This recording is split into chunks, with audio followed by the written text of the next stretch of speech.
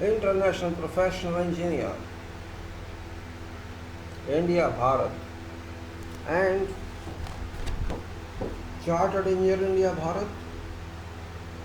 These titles are according to law. Chartered Engineer, India means it's under Royal Charter of 1935 that was granted to Institution of Engineers, India under II Royal Charter. This is a statute for constitution of this country, and chartered engineer designation comes from that.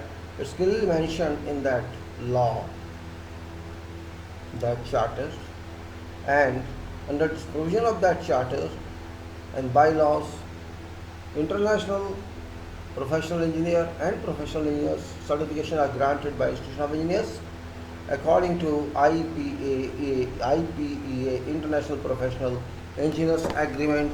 This is for information of all concerned. This is 23rd April 2020. One more day in life of world and progress of COVID-19, which is killing all humanity gradually, and it's progressing. I think is doing very good progress, though it's against humanity. That is moving and there's no control till now. We could not get any control. I'm just hinting. I'm not going to talk about this at length. I'll talk about Corona or COVID-19 in separate talk. But I think it's going to cause havoc to whole world, and it's God impact on humanity, because we have left nothing untouched and we have left nothing not to touch. We have caused havoc to properties of earth, and that's the result of this one. Well, start to project management.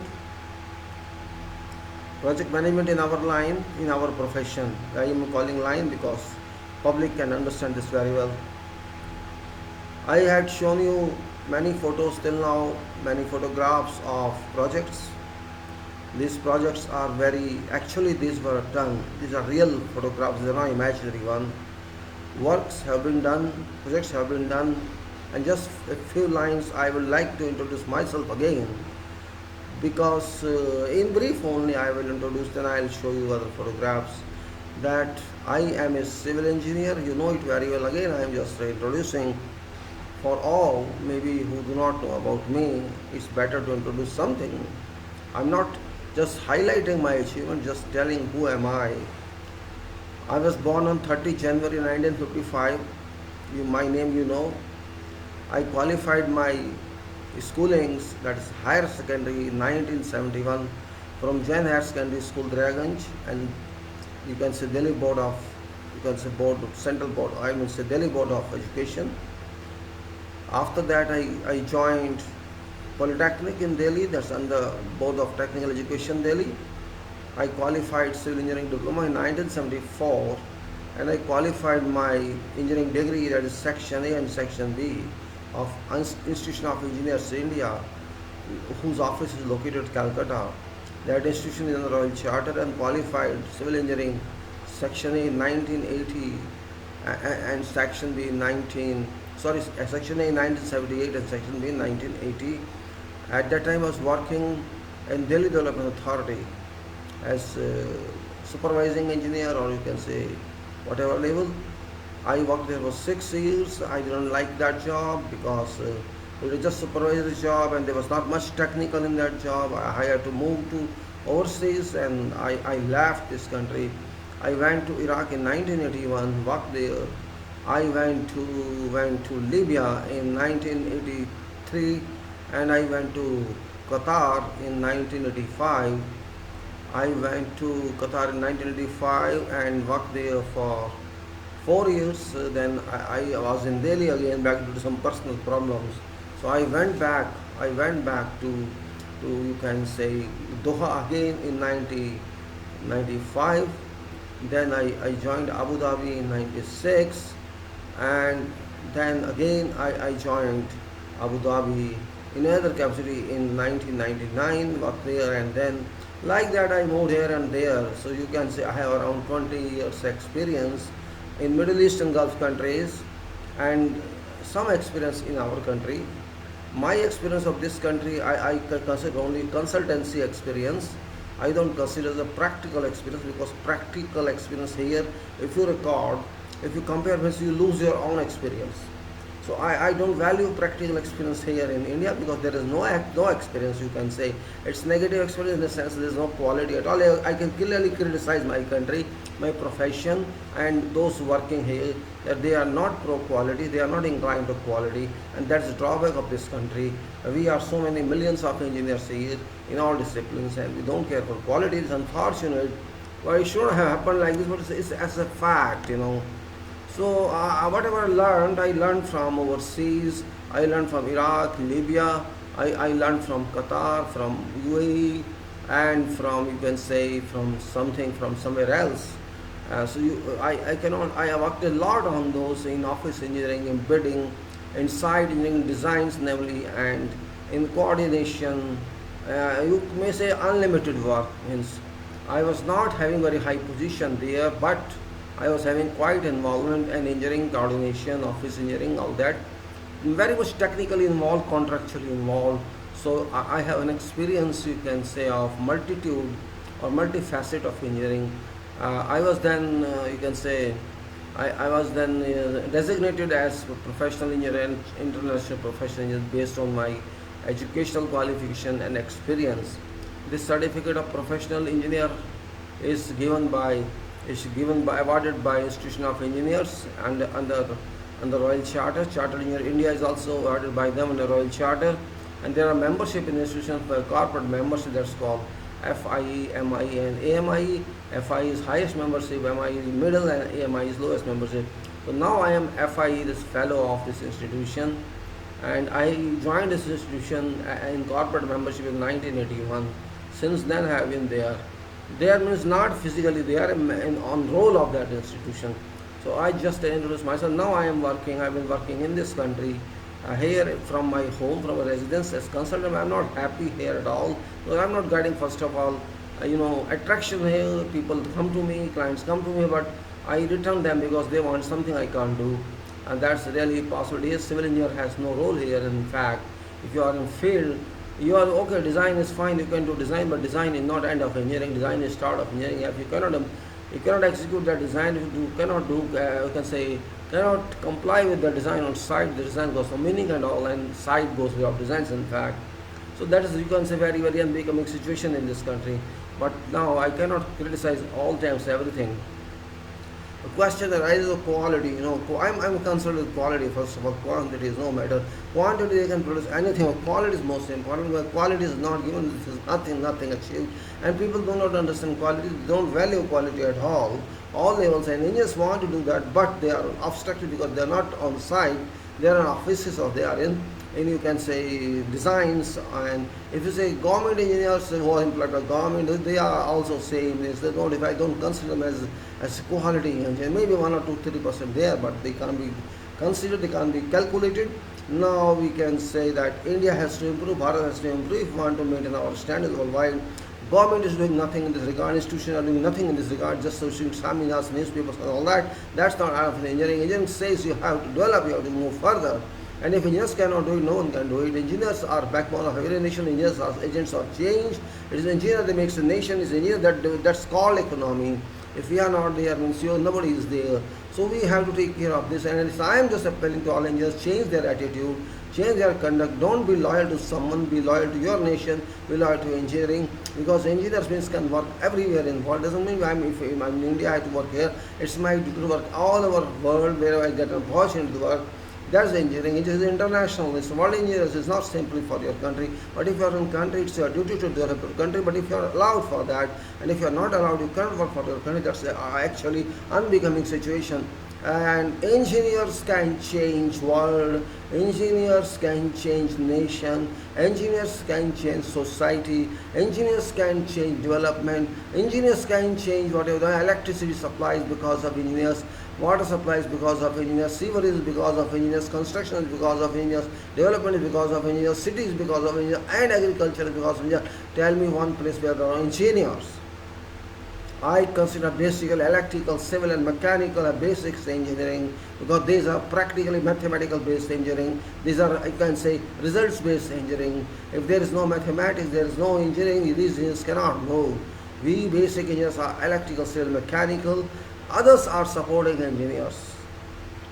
Here there is a difference also occurs. There's a dispute, I cannot say dispute of friction or difference of opinion or way of understanding exists with architects and engineers, which are equal professionals. Little overlap, exactly, you can say 3 over 15 subjects or 3 over 30 subjects, 3 subjects are there, but one thing I just clearly express here, my views, because I was watching one you can say, this video conference 2 days back, and this was of course interesting one. There were 5, 6, 7 persons, including Council of Architecture and many other icons of engineering and industries. This was 2 days back. It was an interesting debate, just more than an hour, and I heard many people, but they expressed their views on certain provisions of the Architect Act, that only registered architect is architect, while legally that's the architect, but they forget that there's registration of engineers also. That's not actually registration, it's membership, it's raw enrollment as chartered engineer, enrollment as fellow member and associate member, professional engineers and international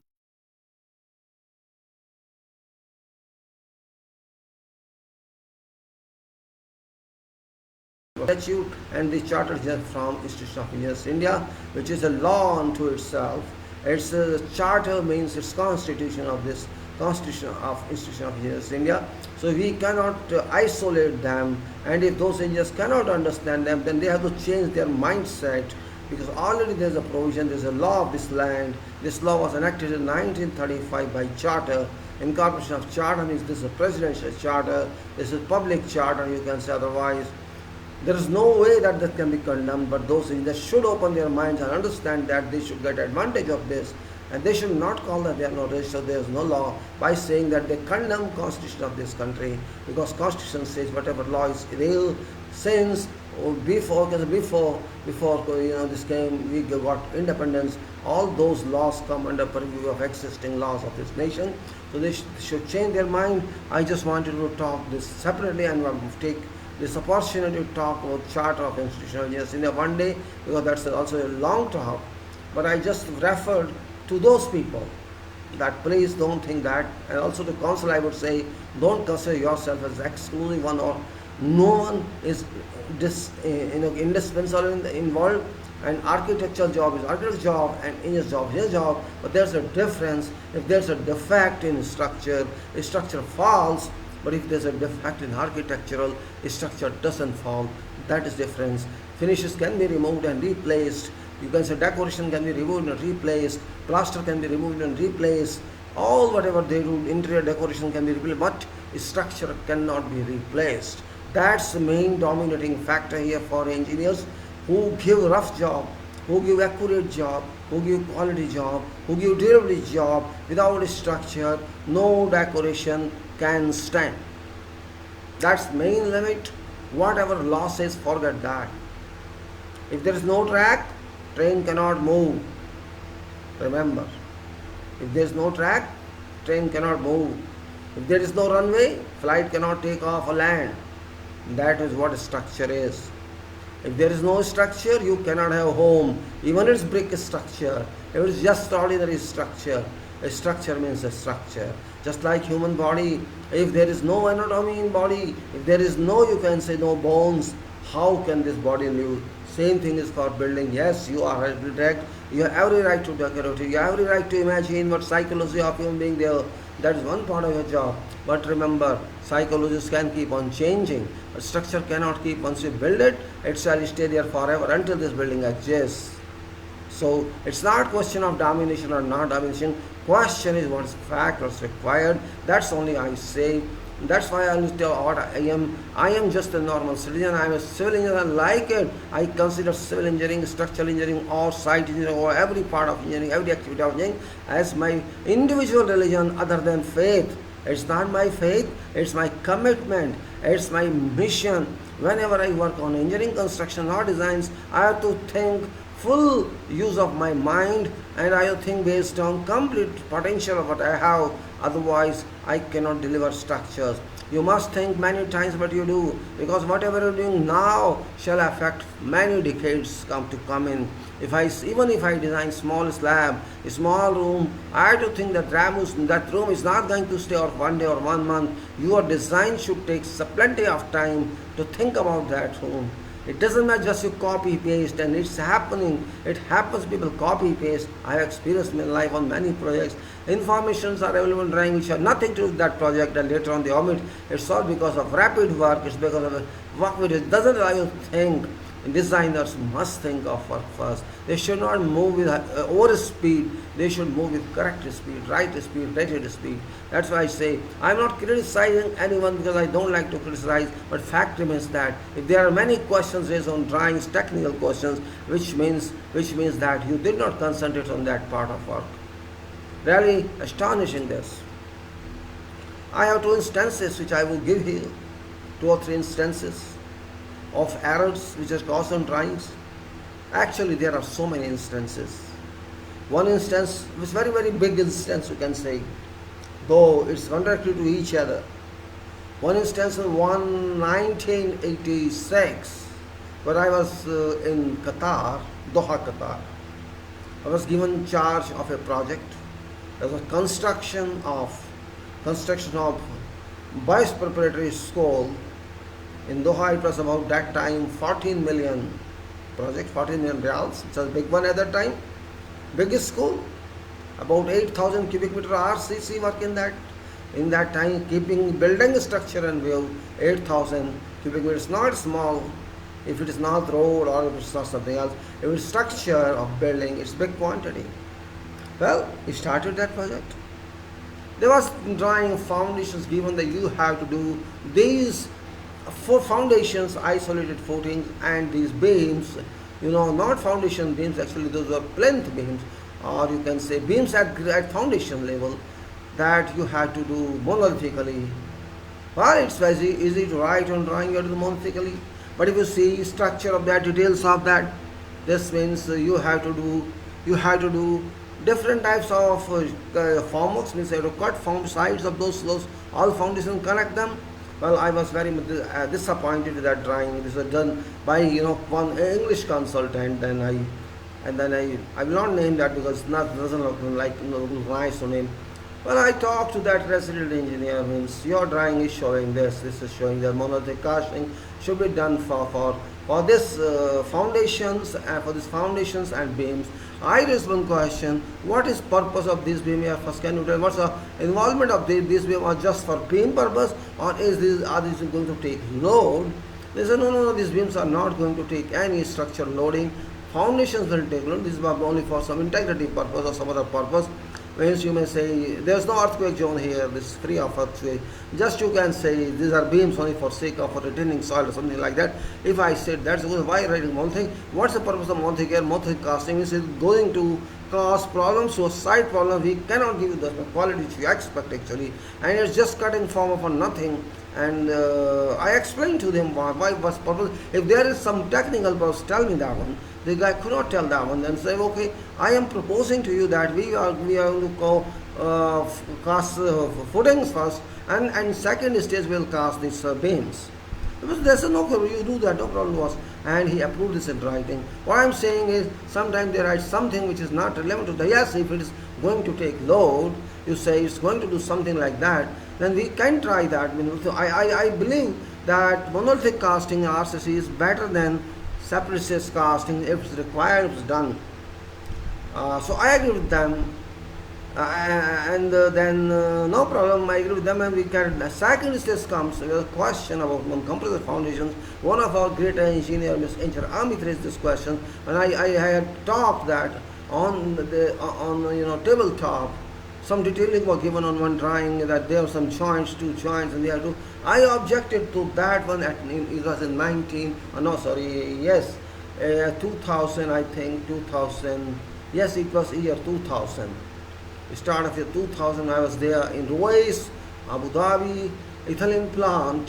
I was there to construct that cracked gas compressor, ethylene gas compressor, propane gas compressor. Crack is a very big one, and designs are similar to all those three. One design was a massive foundation block, then columns, thick columns, and then rooftop. This block, massive block, was just in one go to be cast, and similarly one go each column, and then there's a you cast in three goes these beam frames, and it hit my eyes. Means what is this? Why they want to cast this small quantity of concrete with beams and these construction joints placed in, and to cast in two or three goes? I was not convinced with that design, and I raised objection. Our people could not understand. Our managers, our project managers could not understand that, and I made a query to that consultant, that was English consultant Linde, and I explained to them what is purpose of this. According to me, it's a beam frame plan which is used for receiving or placing on this your machine of compressor machine. Now what purpose these joints are, they had no answer. I proposed to them that we are going to cast this monothetically one time, otherwise tell us what's the purpose of this. They had no answer. They said, okay, you do this way. Means they revised time. What I am saying is, one should think before what we are doing. We did an experiment in Doha one time, that was in 2004, 2000, I don't know, 4 or 5, whatever it was. Yes, it was there. Yes, 2003, I think. Yeah. There's a guardhouse, very guardhouse. We tried one thing. This consultants, no, you do one thing. We proposed, our quality engineer proposed that why don't we cast this a small guardhouse with its slab and columns in one go? Generally, it's not done. First we cast columns and then cast one thing beams and slabs. This generally we do. So he said, no problem to me. If you can cast this. It's difficult. You see, you have to cast columns first and then. But we tried and we cast as monolithic. And it doesn't cause any problem. So what I am stressing is that engineering requires you to think. We are not blank mind people. Engineers are supposed to think every activity many times before we do, unless there is no way to think. Means engineering requires mind's presence. Engineering requires your experience. And that experience also can be a teacher. Maybe you cause some error somewhere in your life, so that teaches you why to do it and why not to do it. Reason behind that. Defects have no limit. In fact, defects have no limit at all. And I have shown you many defects many times, and there is no way we can understand or not understand that. Defect is life, If there is no defects, you cannot move.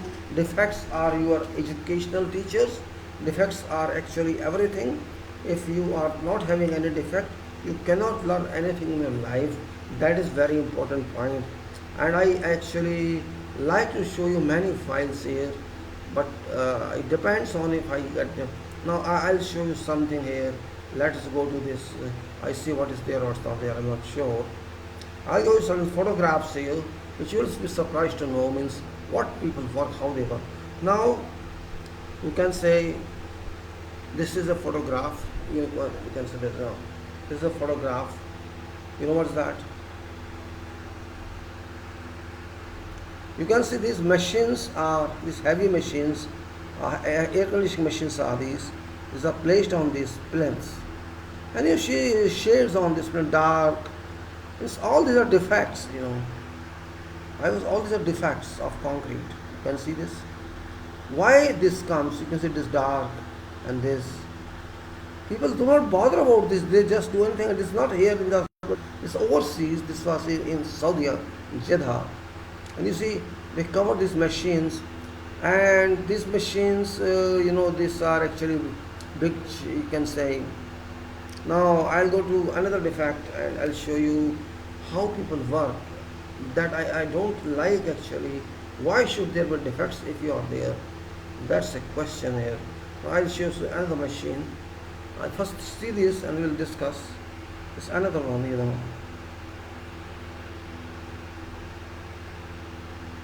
You see that?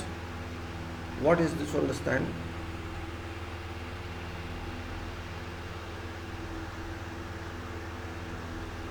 There are so many defects, you know. There's a failure of certain system.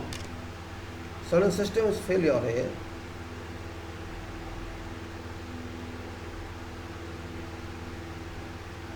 This is okay. I'll show you this.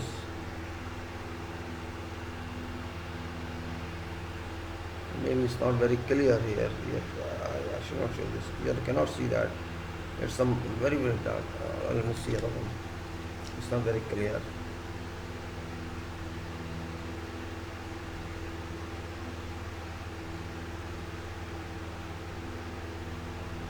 This is some machines placement here. Same, I think, but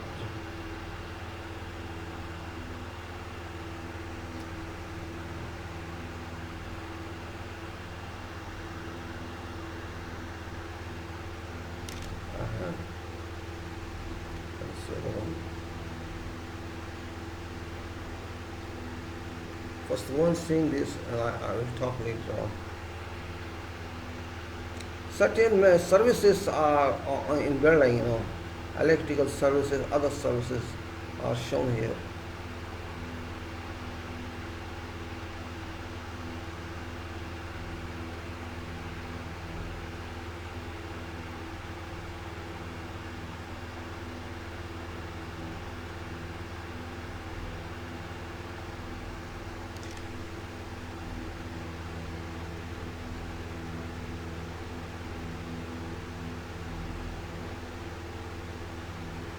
Just trying to show these sketches first.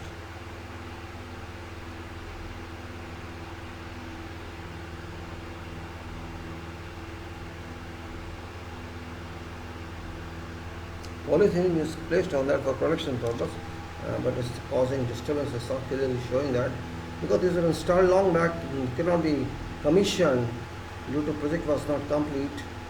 Same one has come again, so I'll take another one. Let's see this here.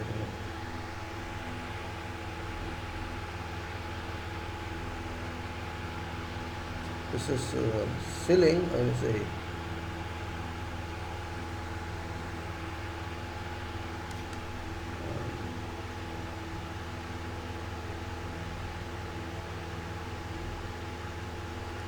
I'll show you some service area where big machines are kept. Electrical services area with cable trains, all that, switch gears.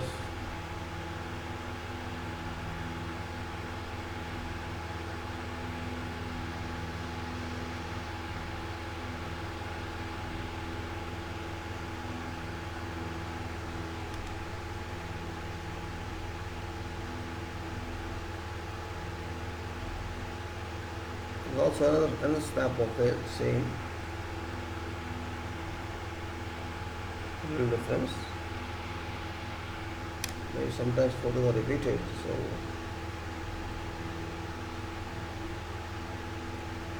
that is another snap, another picture of that from different angle.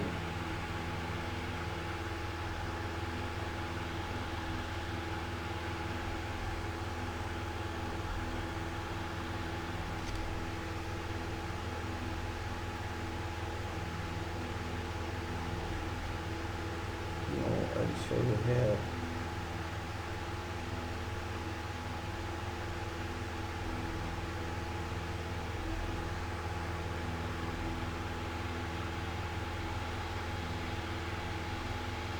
Here's a trademark also, you can see.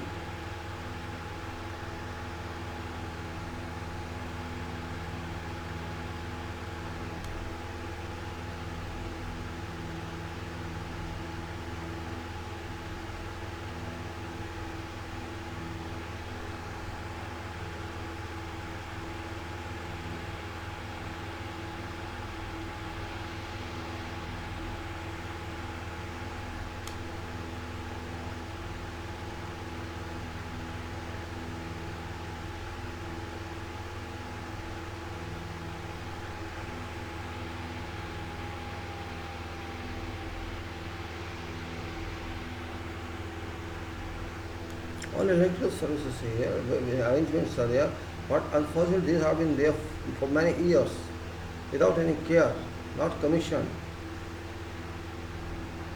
This I am showing you, this was in 2010 there I was. So that time you see these are all having many exhalations on them and getting dirty. But line, this is ACV, this is nameplate, I think this is for some machine. Only nameplate, it's not clear in this. I can't show, it's not clear, so I'll show you other one. Then we'll come here to, there's another view of the same machine.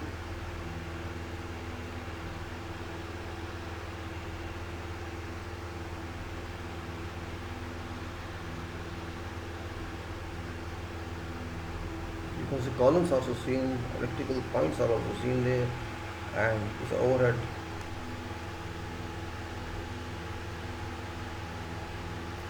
I'll show you now something different. I don't know what's that. Yes, a view of sequence of these machines, electrical machines. You can see in this row.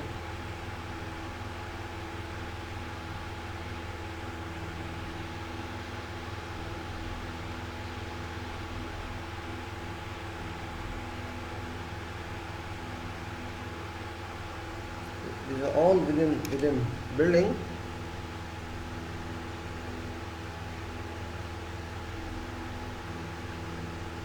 Another way of same one.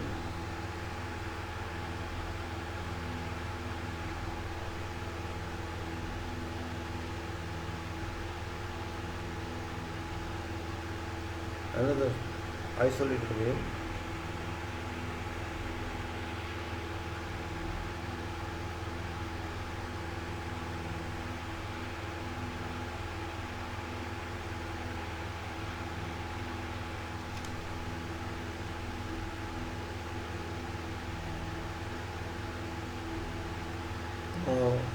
So, I'm just showing certain fixed items. These are not already on site, but waiting for further activities, waiting for further installations and commissioning, but waiting for years actually.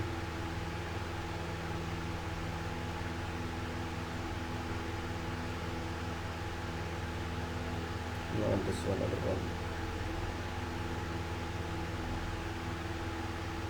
See this one.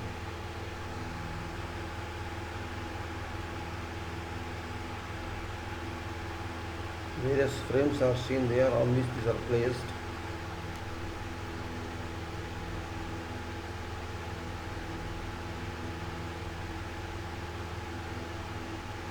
You can also see a row of those on other end of this hall.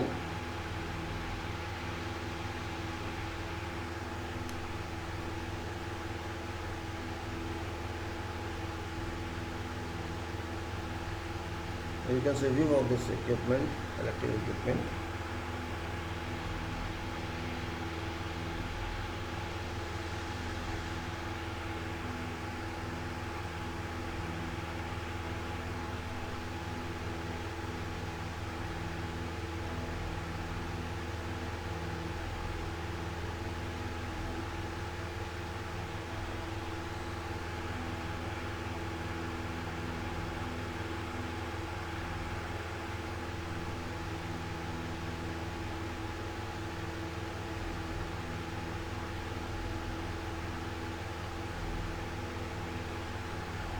Different approach, another level, little higher.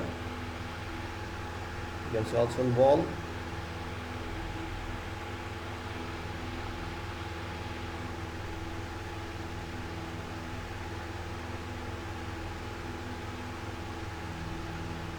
These are on these are plate on different level, floor level, you can say.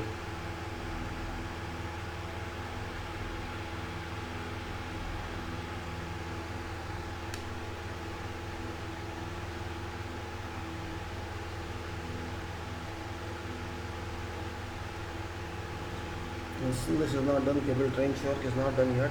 It's on the board, cable trench is not finished.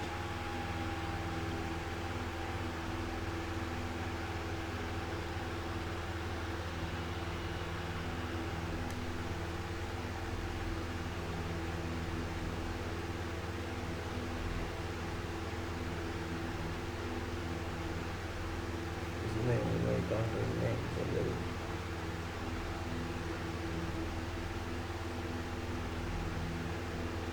There is a little completed grid of that. The more descriptive, which is on last, so the more descriptive on that.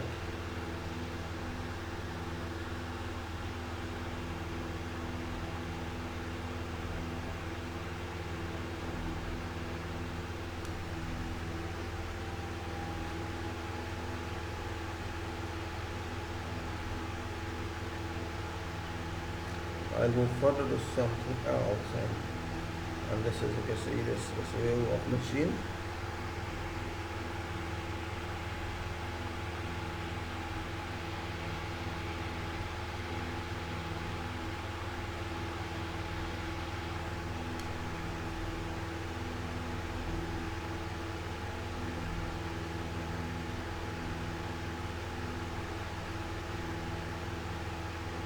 This is the view.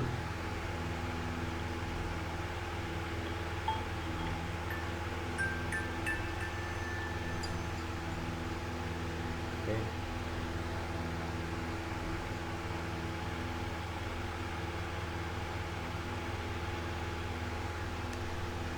I'll show you the one.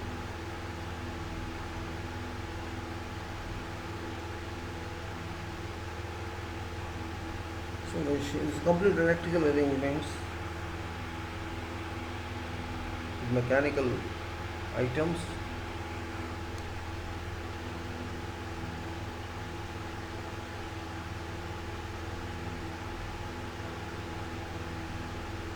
It's another view of internal in service building.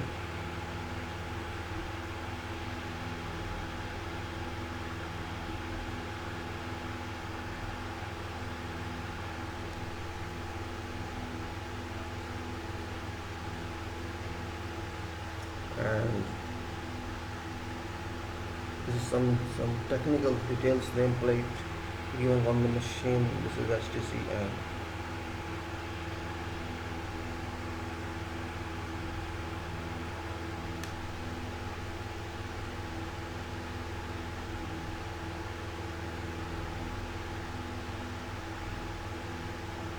it's also some technical arrangement they have shown on diagram.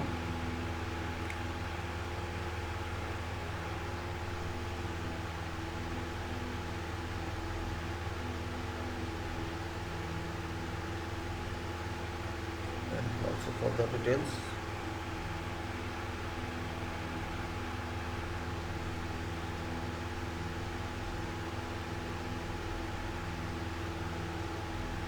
Now I'll go somewhere else. All details are actually shown here. All are details. So I'm not interested in showing details, something else. Details is not important here. Yes. This is Baldo Reliance. Another video going on.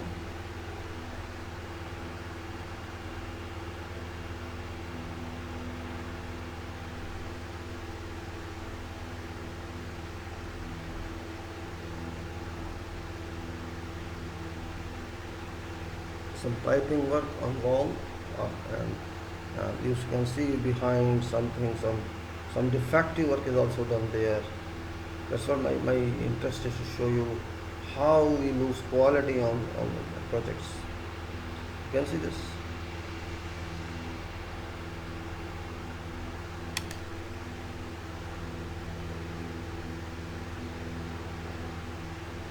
See that, same thing as in many pipes here, a group of pipes, services pipe, gas pipes, many pipes.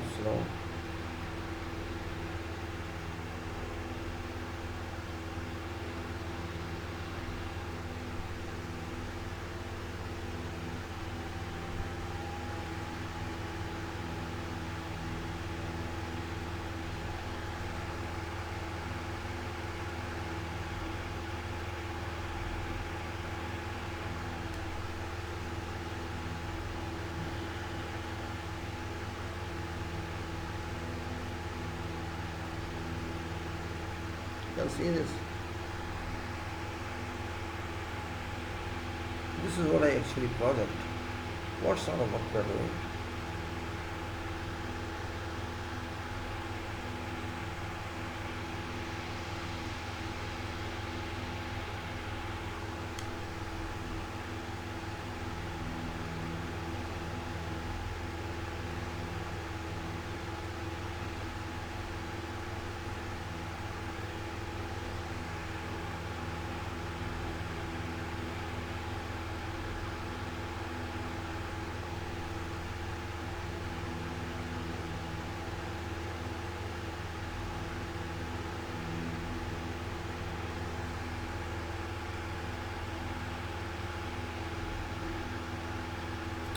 This what I am showing to is all in one hospital project, 500 bed general hospital.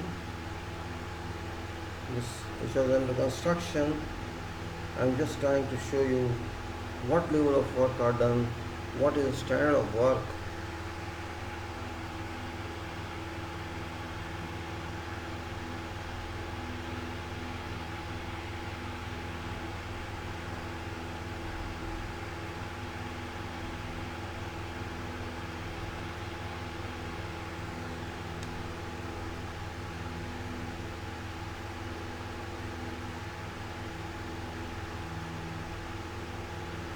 These services means all our services here, whatever sort of services.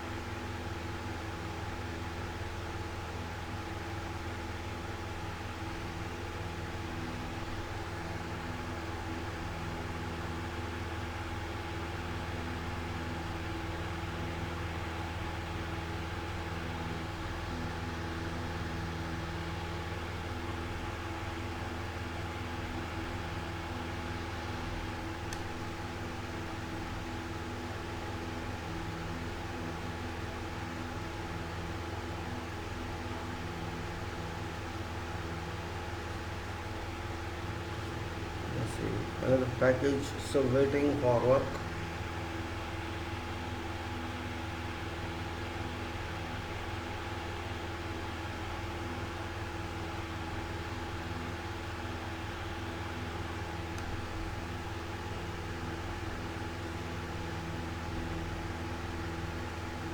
Then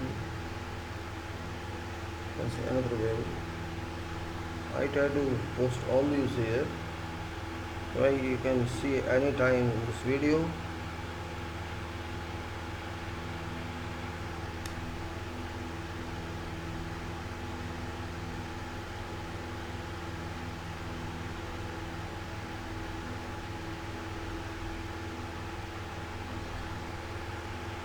All services in services building and elsewhere, wherever there is stand of services, you can see yourself. If you like it or don't like it.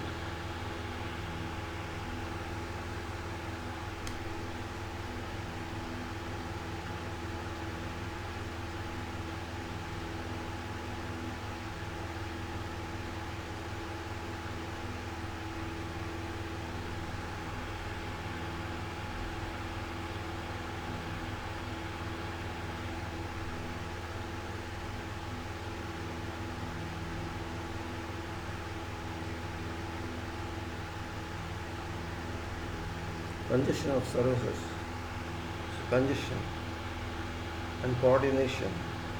So what's the result? This result. If you don't find adequate space, if there is no proper coordination,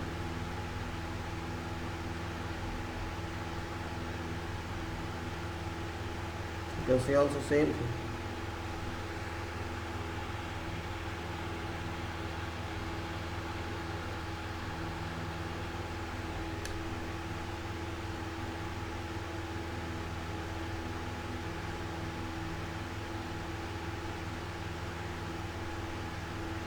See, again the same thing comes in.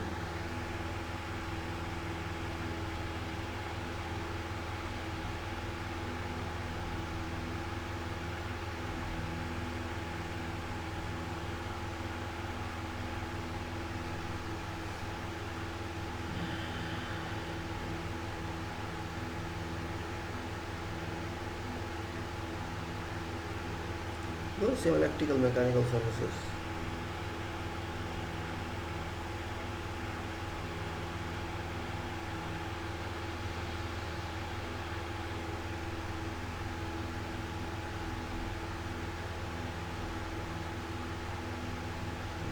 I would say some. I'll say selected one, not all, because there's so many photographs here.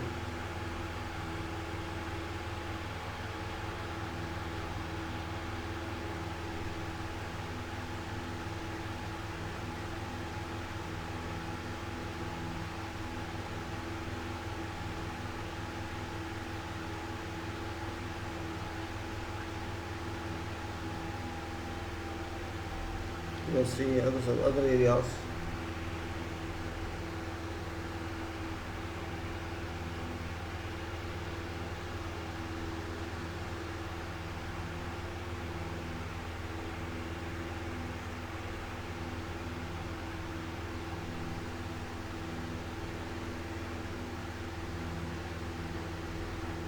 You know,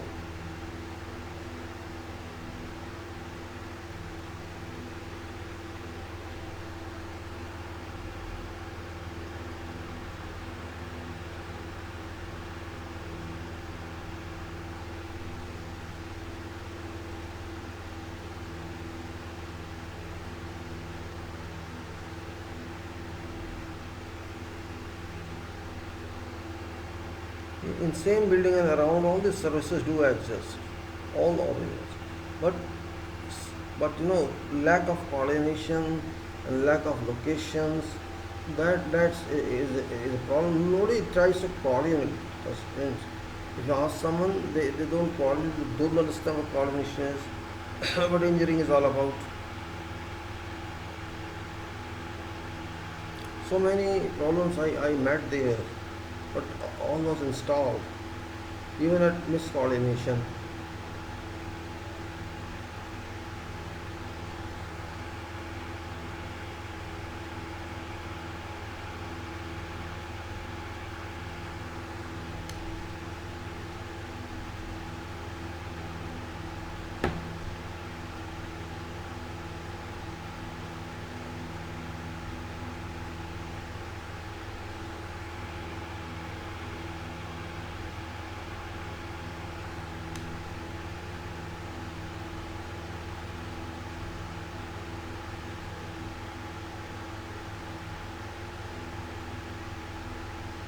So this gas supply, how it's supplied is down, gas, air, and this is air, this is oxygen,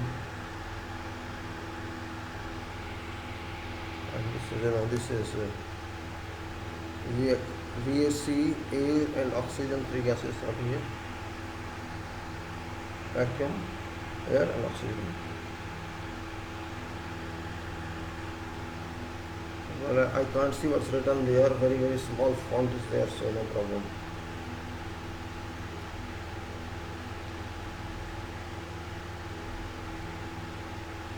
It's another control on that, of controls.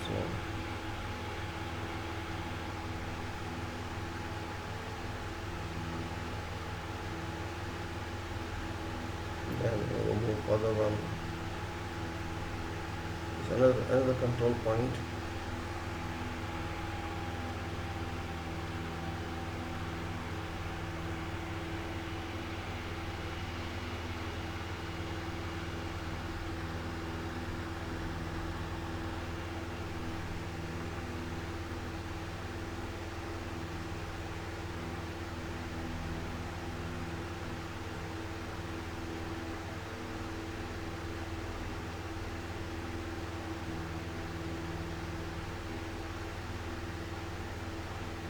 Come on, wait.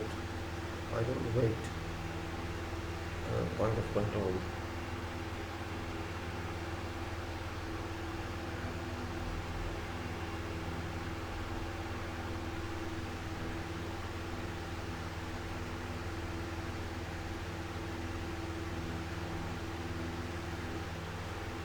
See, there's a separate control issues there. These are all controls in medical.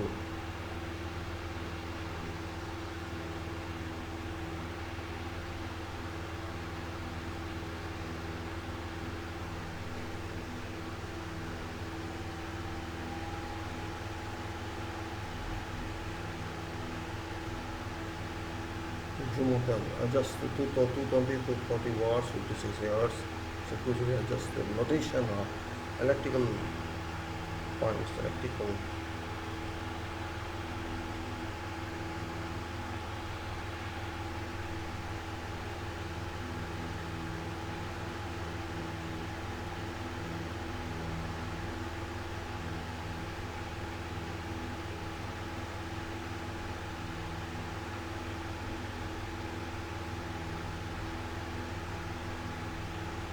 You see under control here. You can see yourself.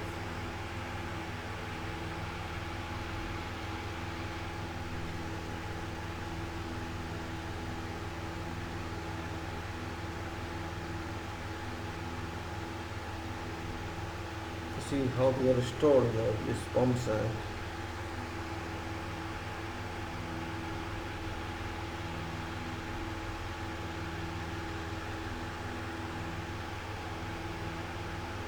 these are big pumps stored like that, not placed yet.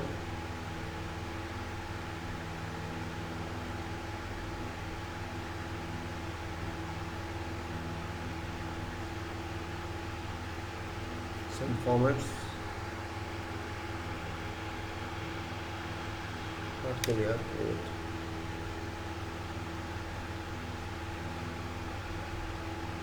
Then I'll show you here.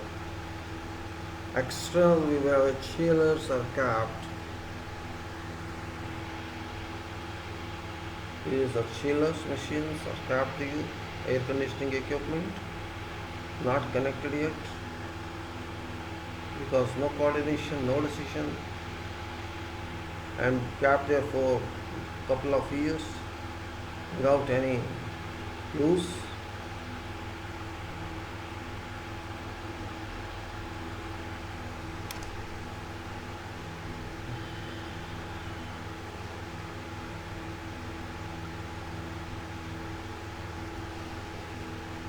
Another view of that, just to be clear. There is a distant view.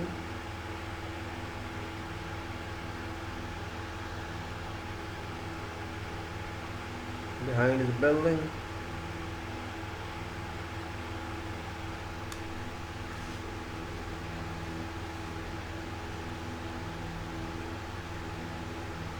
And then over here is another view of pumps.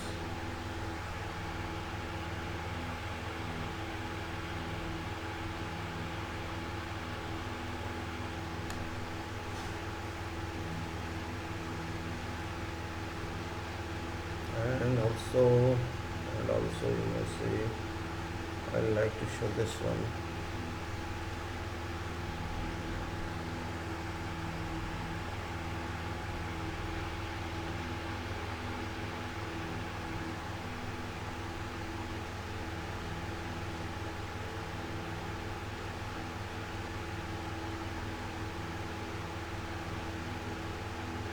This is internally some treatment materials, boilers materials.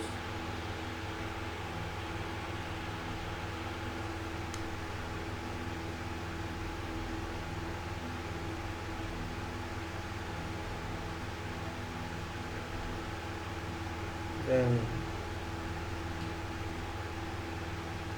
I show something special now. See, this is a room. This is the room, you see. You see what's happening here in the ceiling? Ceiling have fallen.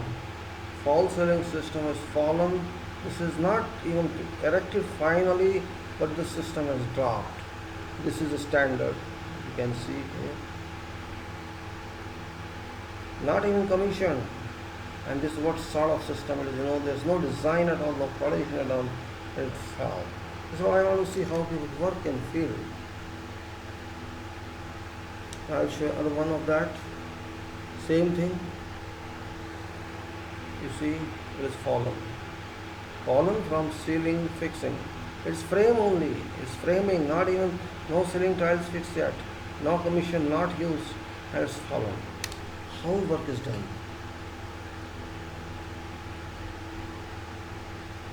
Same thing here. Various sketches I am showing you, not sketches, various poses I am showing you just to tell you means nothing should be hidden. Everything should be clear, you see.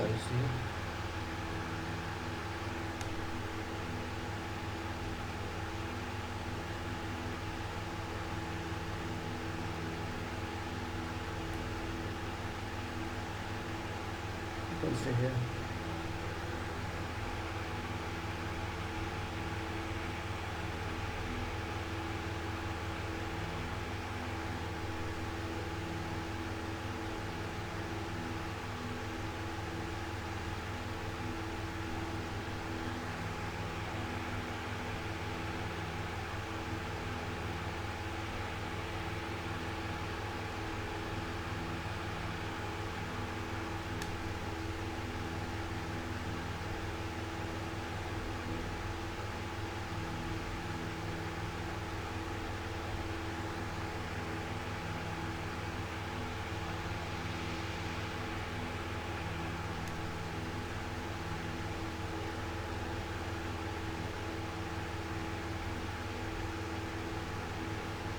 You see all system moves.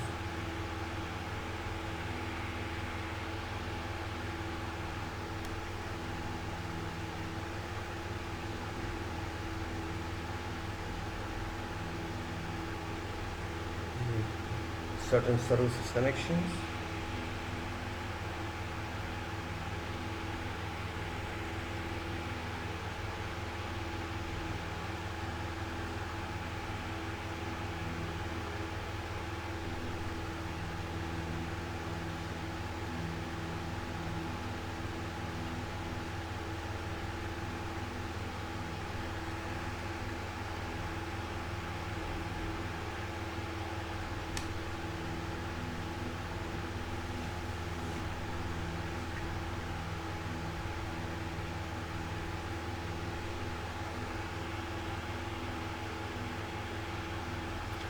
These are in building, these are not in services area, these are in buildings for use.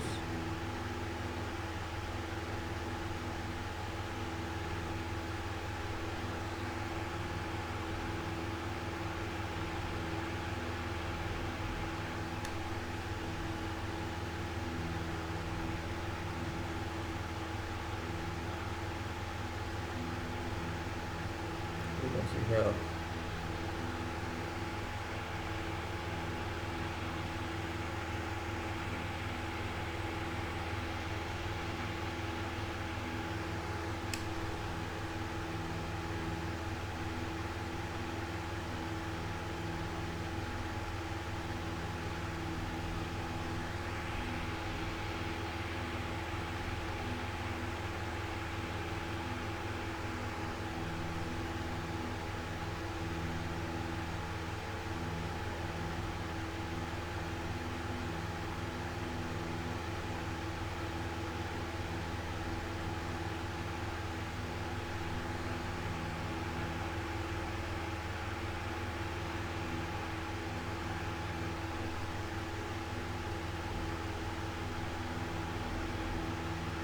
I'll show you something else now. Also one of view.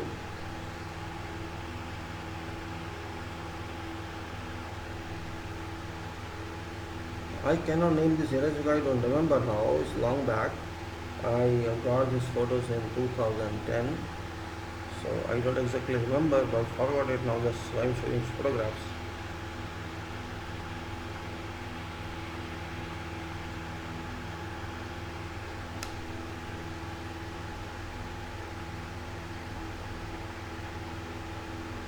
This is the desert area in this hospital building. Just showing certain portion of that.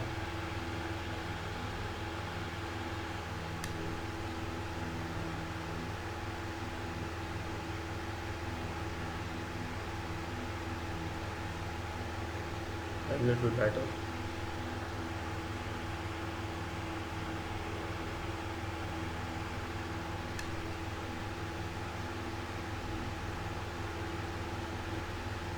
Then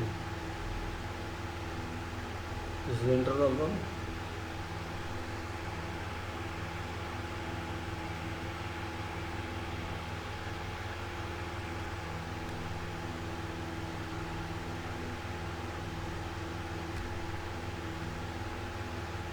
It's a glimpse of them, some buildings there. It's a glimpse of that. And the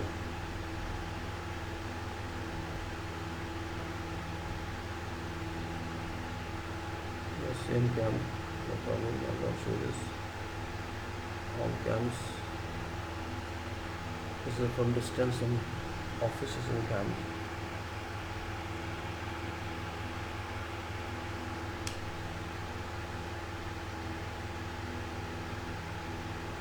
And this is enter on somebody's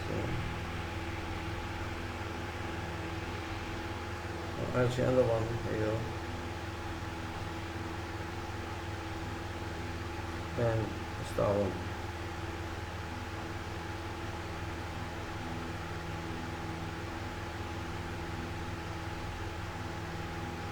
Let us see this.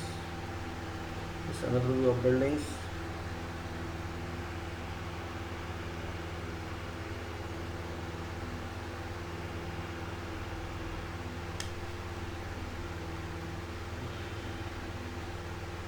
I'll show you from here better. This one, just a view of design finishes.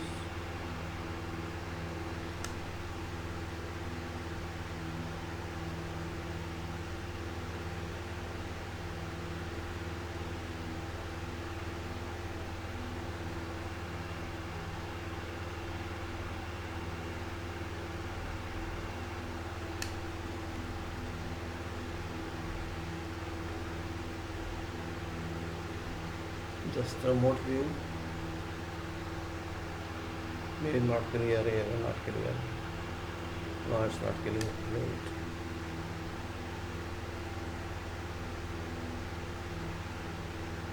Little kachra cut it, little hygiene, housekeeping work. Not clear anywhere. I'll show you important one.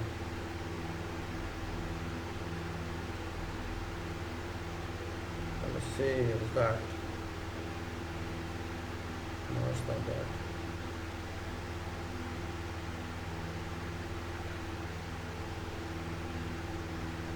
You see some services are passing here on this.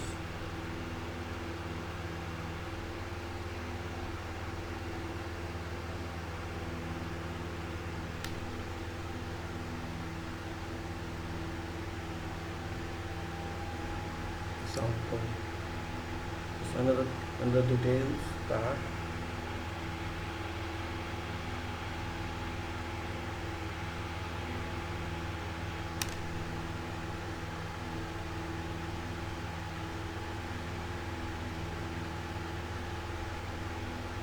This is a view of building.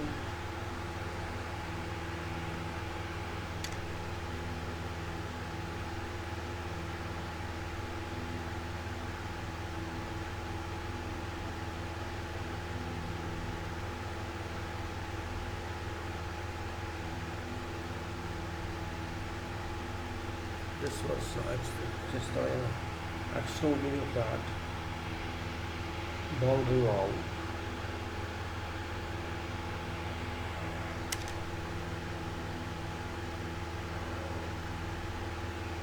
It's also boundary wall, another view.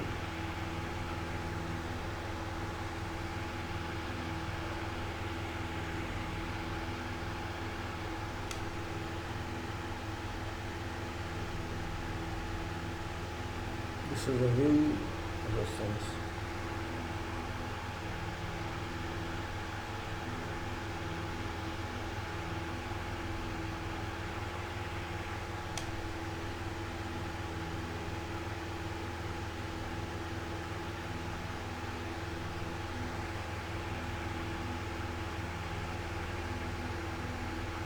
See from a distance how it looks. You see on the side.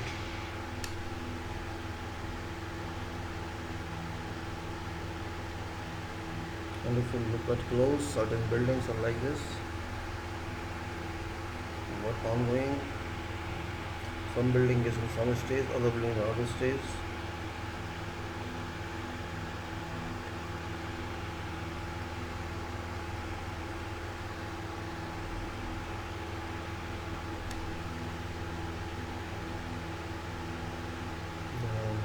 I'll show some variation.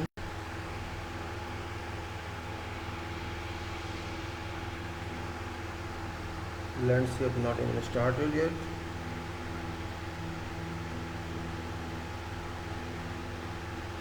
It's just another view of boundary wall.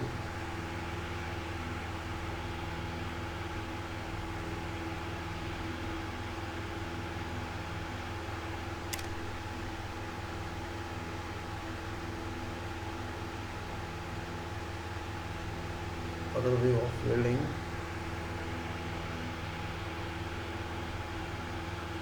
You can see this glazing.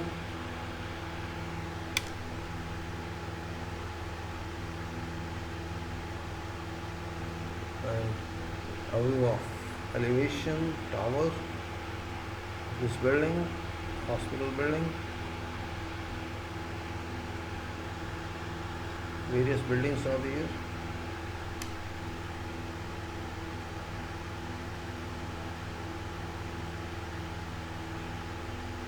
This is another view.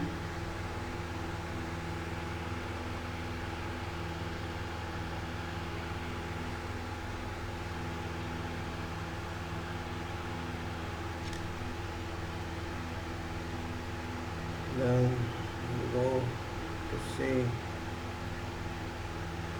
a much clearer view.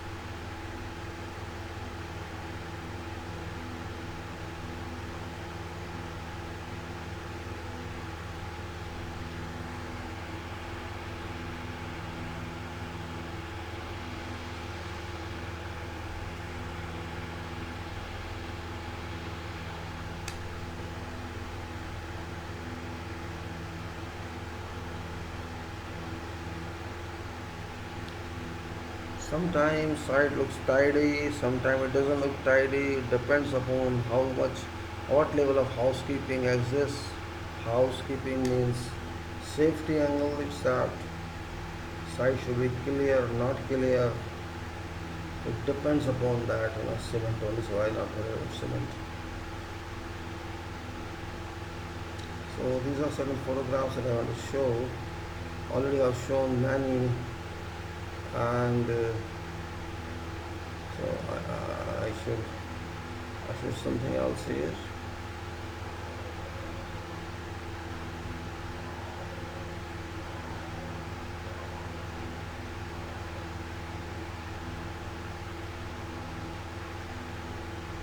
There are many documents I placed in here, and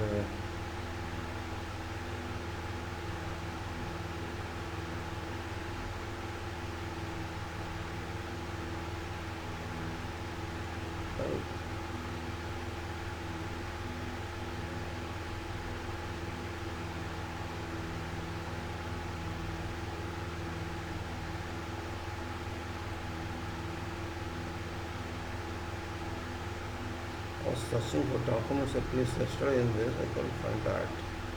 It's a document. I'll let us see. What is the document?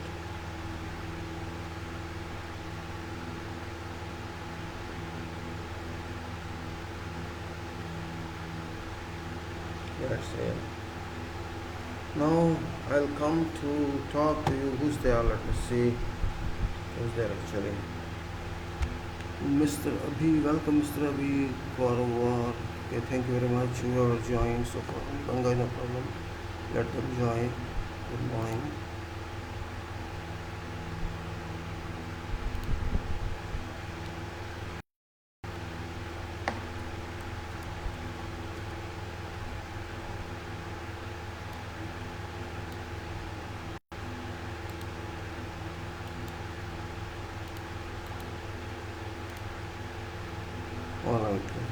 continue.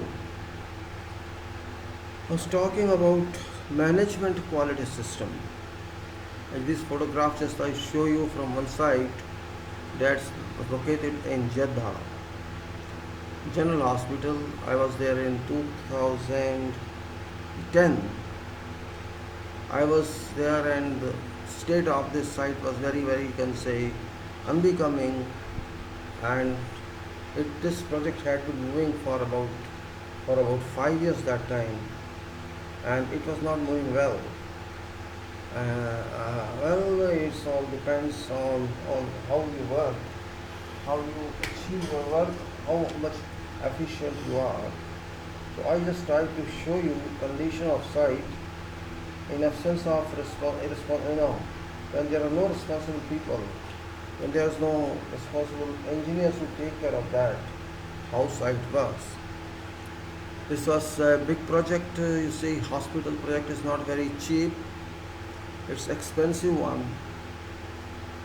Yet, I think there were 75 engineers had changed hand in 5 years, and still it was not even 50% complete. I just tried to show you how works can be mismanaged. It doesn't matter where this work is located. It depends upon those professionals who are actually responsible for that. Quality and efficiency both are important. I have to say quality and quantity must move together. If quality is ahead, quantity is behind, that state is not acceptable as well as otherwise. If quality is behind and quantity is ahead, both must move together. They cannot move in isolation.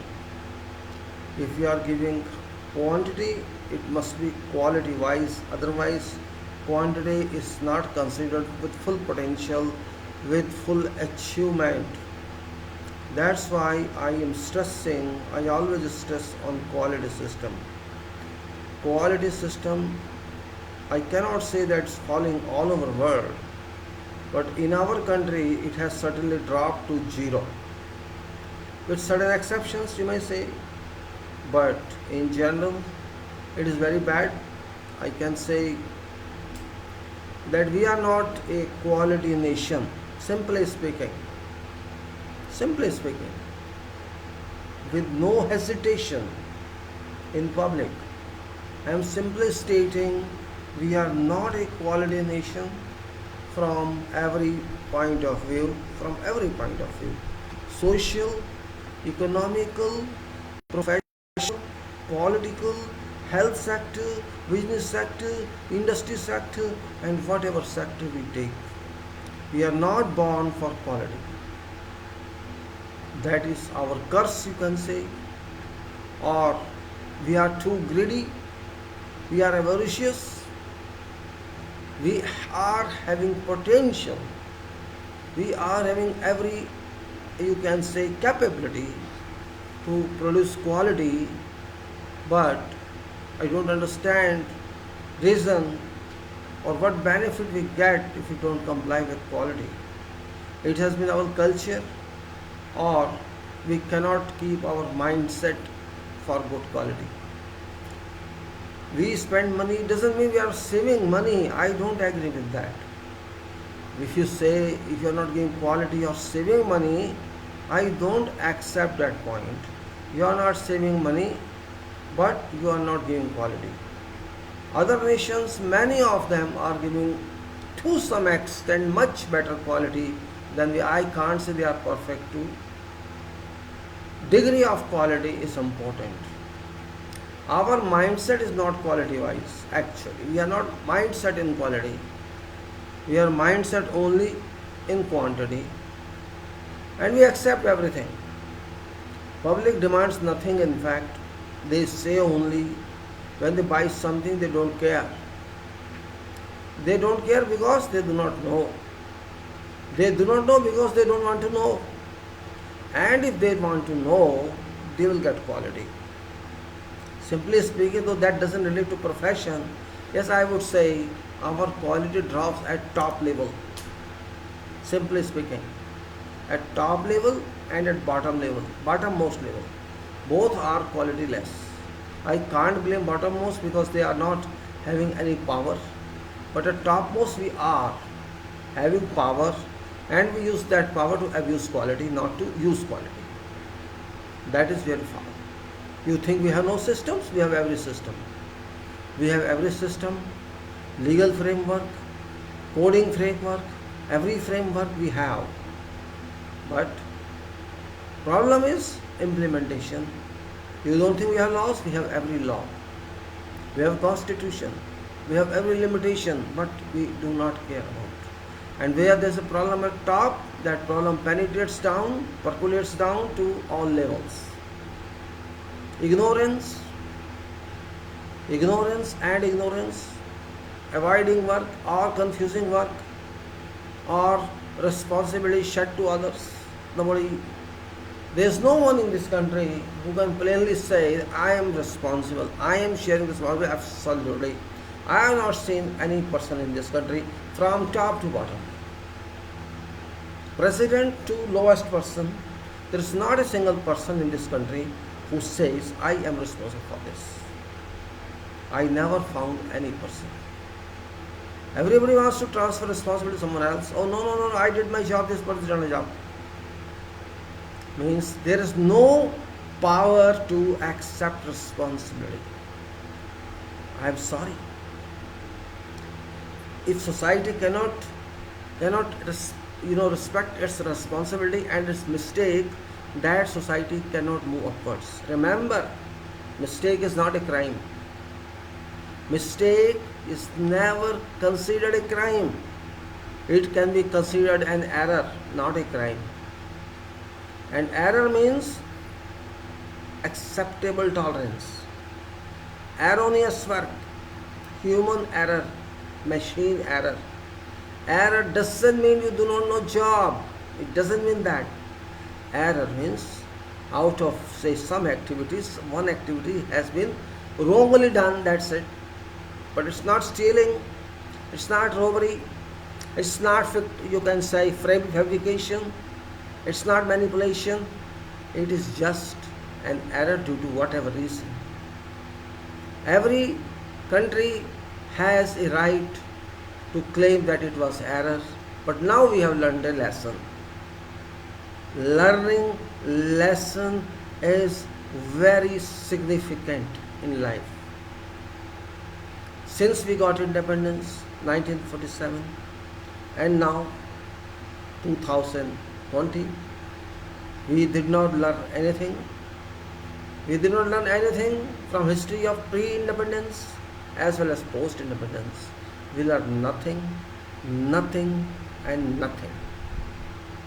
We are a sleeping society. We are a talking society. We are faithful society. We are imaginary loyal, not to country but to someone. That's error. We have to change our mindset. Every system is fine with us, but we are not fine.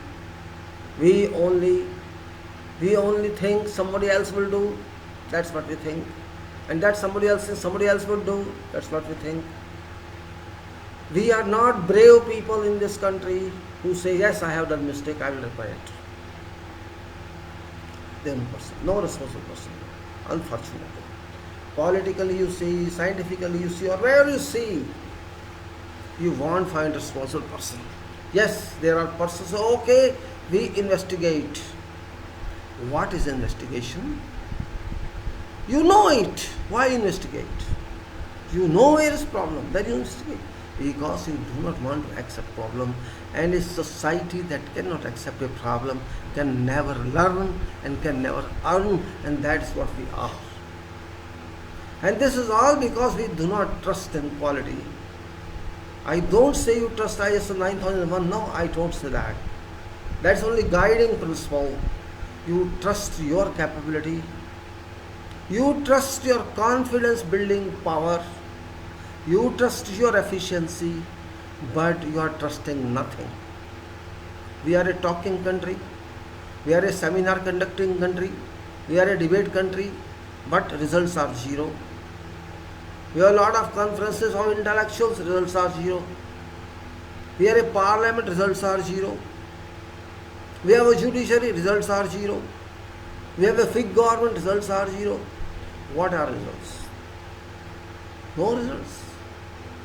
And where there is society which is not accountable, you cannot find any quality.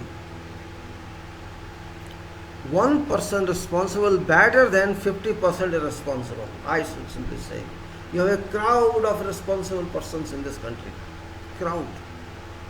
No responsibility.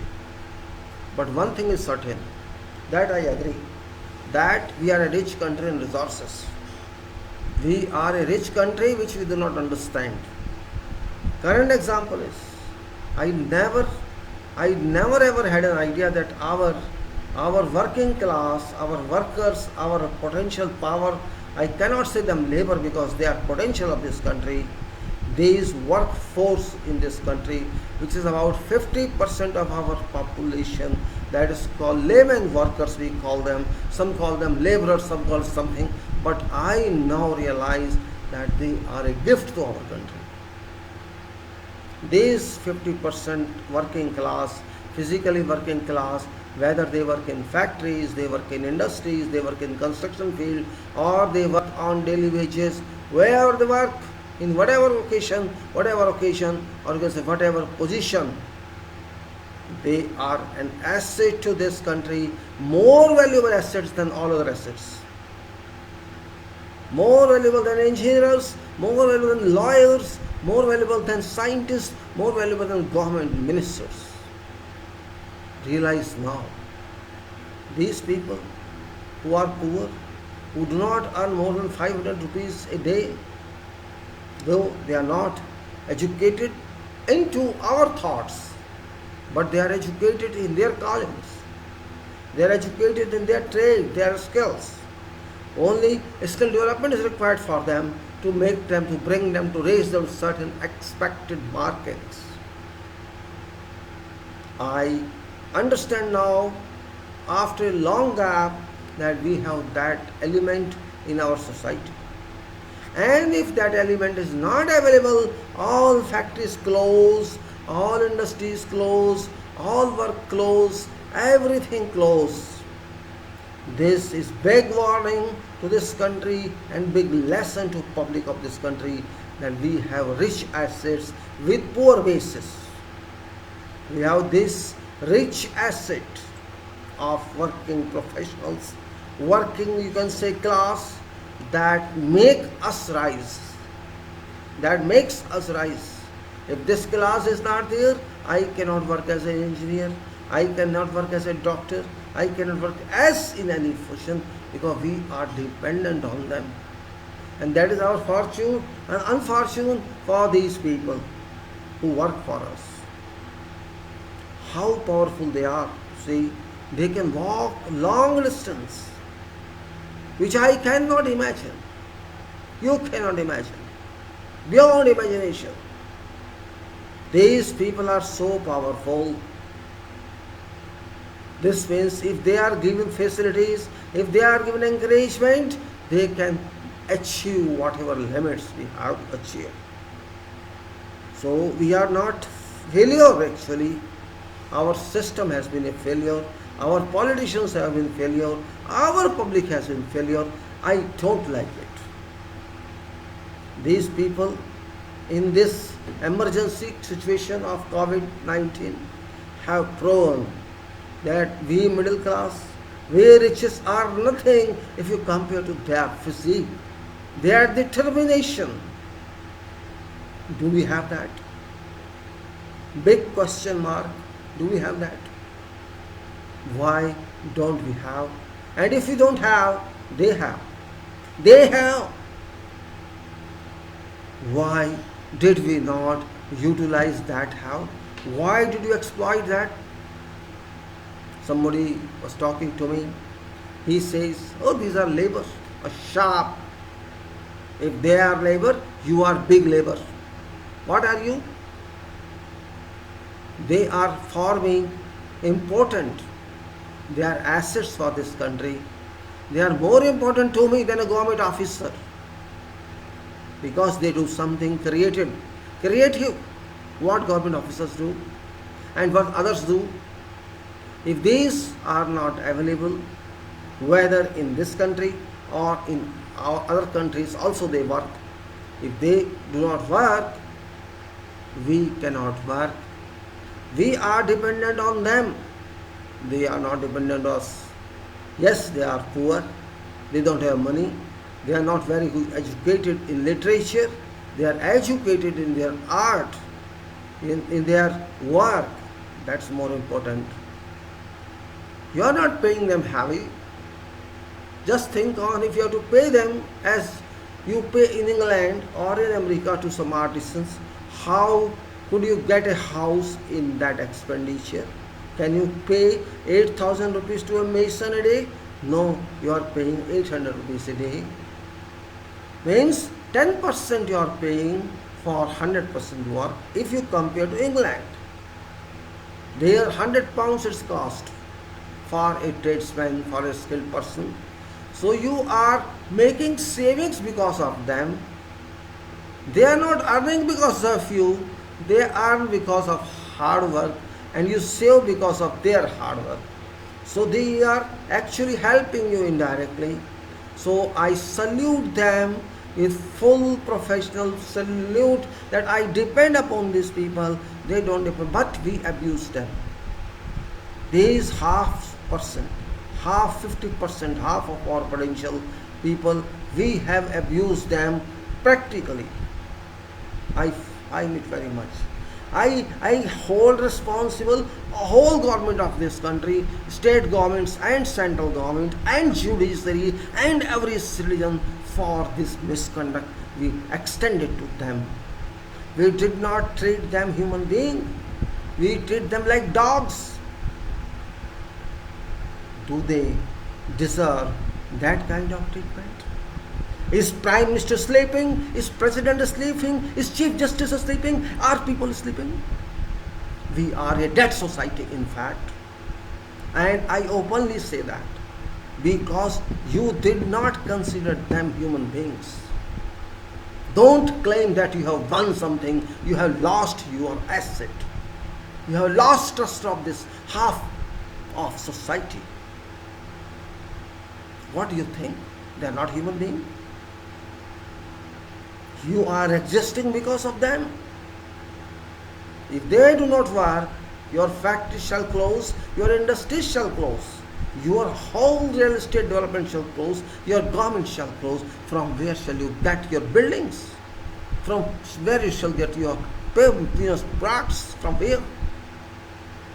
You know what happens in England, America? They call themselves advanced and developed societies, but they work their own hands. They do not engage all these people because they cannot afford. So you are rich, you have something available free of cost, equivalent, you are just paying 10-15% and getting work done. So you are not human society. Actually we are animals in Bharat, India. Simply saying, all are animals. We have no mind, no heart to think for others. Let them walk, we don't bother. They simply think they are human, not human, let them walk, let them die. This is concept. Had there been a good government, these people would have been respected and they would have arranged everything for them. It's foolish job they have done. And I am also a part of that because I could not stop government from such action, and you are also a part of that. You may praise anybody, I least bother about that. You praise someone you want to praise. It's your foolishness. You are not a citizen of this country, but you are a dog of this country. Simply saying, you cannot respect your people. Only this country, this world, only this country. Where people are not respected, where poor are not respected, but riches are respected. High middle class are respected, businessmen are respected, croropatis are respected. Not these poor people, because of whom these croropatis have become croropatis. What bloody these people would do without these people? Tell me. These people go to Arab, they develop Arab world. These people go to Middle East, they develop Middle East. These people go wherever they develop that. In your country, you are treated like that. shame onto half population of middle class and riches, and shame to complete ministry of this country, whether state ministry or it is central ministries. They are not human beings. This is gift of God, and rightly Corona has come this country. You deserve it. You deserve it. God shall teach lesson to everybody, because we have lost our conscience, we have lost our mind. We are not interested to do anything good. We are crooked everywhere. We have made everything in corrupt methods, in corruption methods, and we are happy with that. Everybody is busy in this country in spoiling this country. That's why I am concerned about quality of work. It's quality that leads to corruption. It's absence of quality system that leads to corruption, that leads to animal conduct. You may praise whom you want, but I don't live out of that. I praise that person who deserves praise. I shall praise that person who thinks for these people, not for those who, means you may say anything you are, but it is these people because of whom you are there. I dislike this kind of conduct. These are not 100 or 200 people, these are about one half population. Because they are not workers alone, they are their families, they are kids. Yes, they are not very well educated, but you are educated. What's your conduct? If your conduct is like that, you keep silent. You keep silent. Okay, do whatever, I don't see. This is also your conduct is unacceptable. If there's something wrong, why do you accept? My brilliant question is, if somebody is wrong, somebody is not doing his job, somebody doesn't take care of these poor people, why are you silent? You think by silence you are not a part of crime?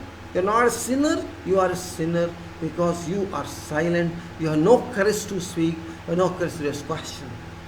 You are fearing someone for what you don't know, what you are fearing. I don't fear. Why should I fear? One day I have to die. Okay, today I die, finish. What else? But my soul forces me.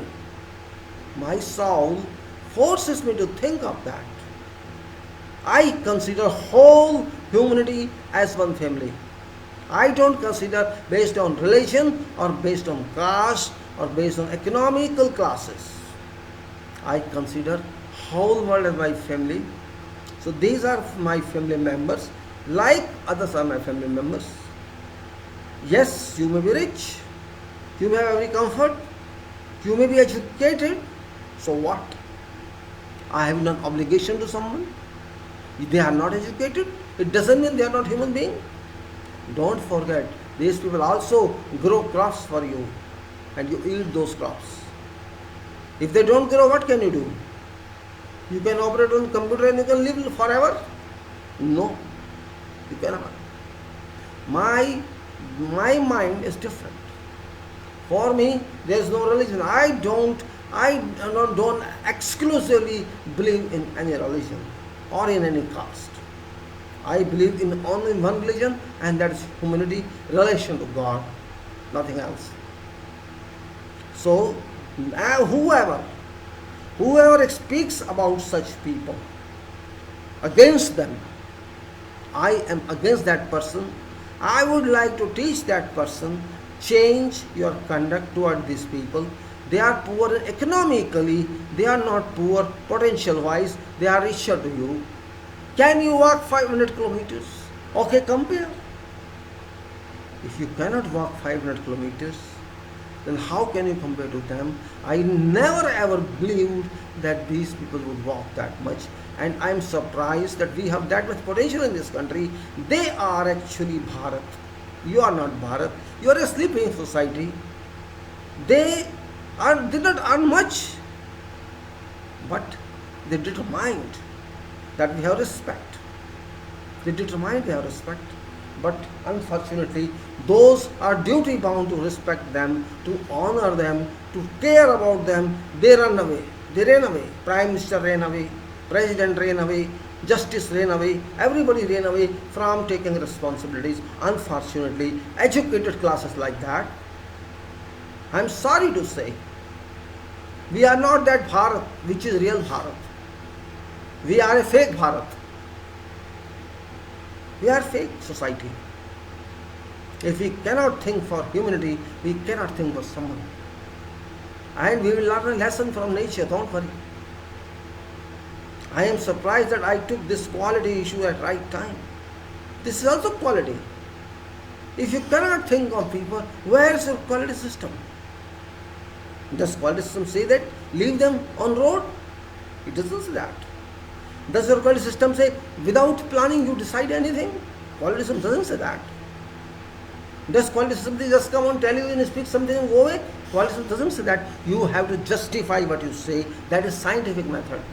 Justify whoever you are and why are you stating something. You must justify that to raise a foundation, to raise a superstructure on that.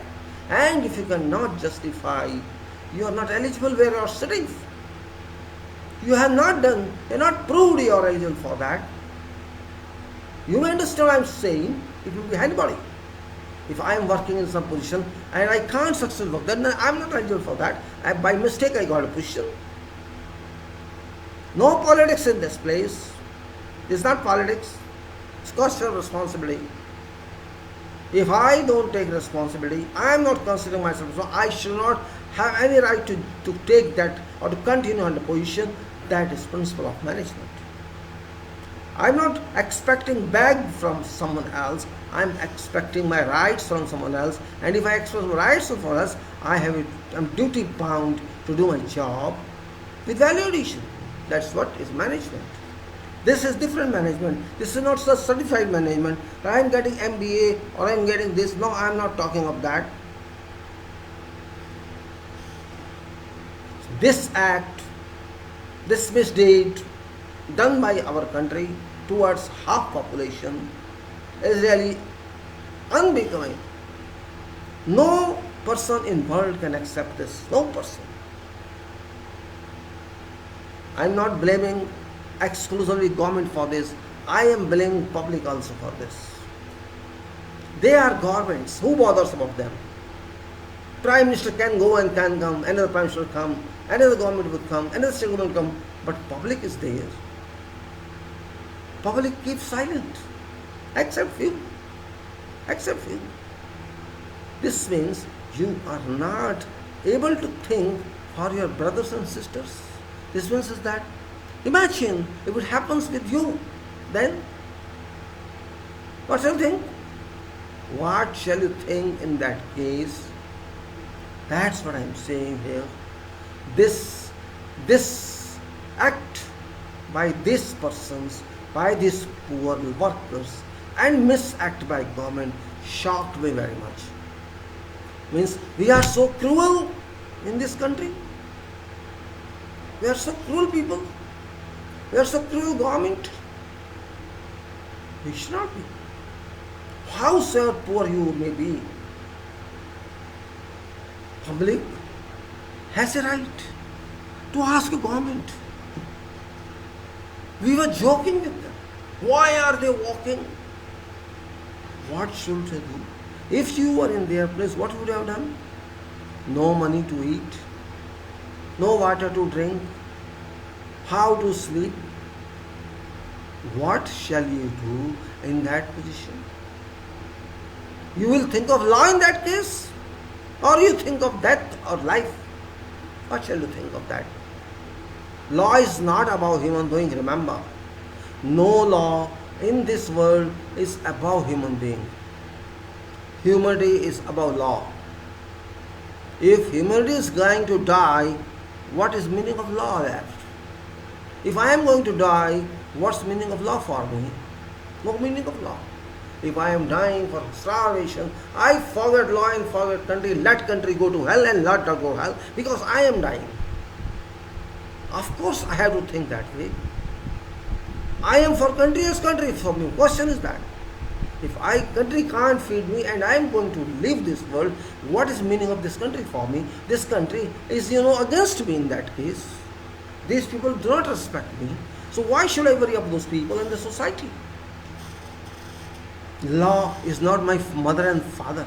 Law was made by me only for my benefit because I am citizen. If they make law in parliament, that we make law, this means I make law for my future, for my welfare, for public welfare. If that welfare is not achieved, what's the meaning of law? I don't condemn such law. Or you don't understand law. If Prime Minister cannot understand problems of people, what's the meaning of Prime Minister? I don't like foreign countries praising Prime Minister. Let them praise. Foreign countries nothing to do with me. My problem is to be faced by me. So I have to be concerned for that. If my minister cannot help me, I don't need such minister. I don't need such leaders. Why should I need them? For what? To die? Let me die. They will pass war and let me die. I don't accept that. This is a big question here for quality. It means the quality of these people lapsed. They did not do their job. They did a job. These people differentiate among societies. These are poor, these are middle, these are upper middle, these are rich. Do you think that? Our Prime Minister is not even worried about how they take food. He is not worried about. He is worried about something in nonsense. He is not worried even how these people are walking, why are they walking. He said no representative will talk to them. What is character of a Prime Minister then? What is the responsibility of a Prime Minister then? Why is Prime Minister? To look after public or to look after only those who have everything? You may consider whatever you say. A fact means Prime Minister did not act like elder brother. Prime Minister did not act like father. Prime Minister should be head of family. And if somebody doesn't food, has to give them food. But he did not give them food. He is asking others, give them food. Why asking others? Why did you ask others? Are others responsible for that? If others give them, they will give on their own. Why you are saying you have tax money, you have every money of public. Why? Where is that money? You cannot force these industries to pay back money, but you can force these people to die. I don't like such Prime Ministers. Prime Minister or President or whosoever else.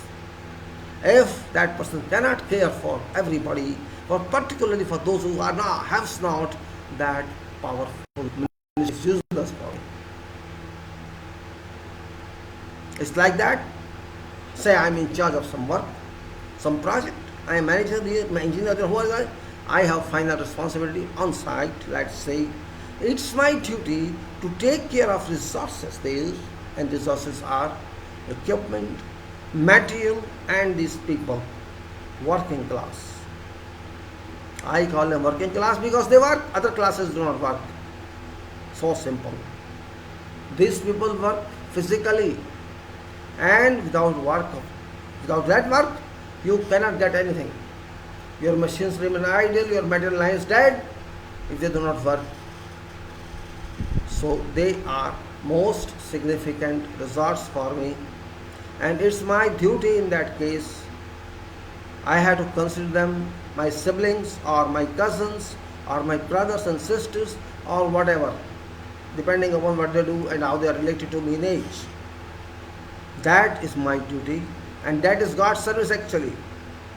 That is God's service.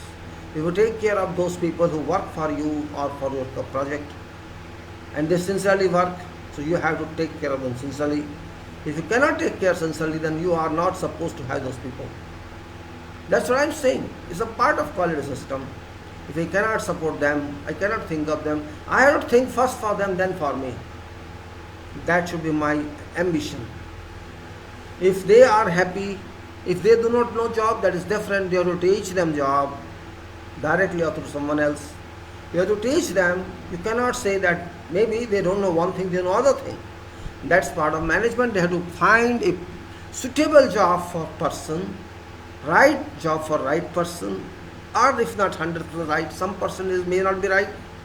It's your duty as a manager to find, to think how to extend opportunity to that one. You simply cannot say throw him out. No, you cannot say that, because it's fault of both parties, employer and employee. If you make wrong recruitment, then you have to digest that one.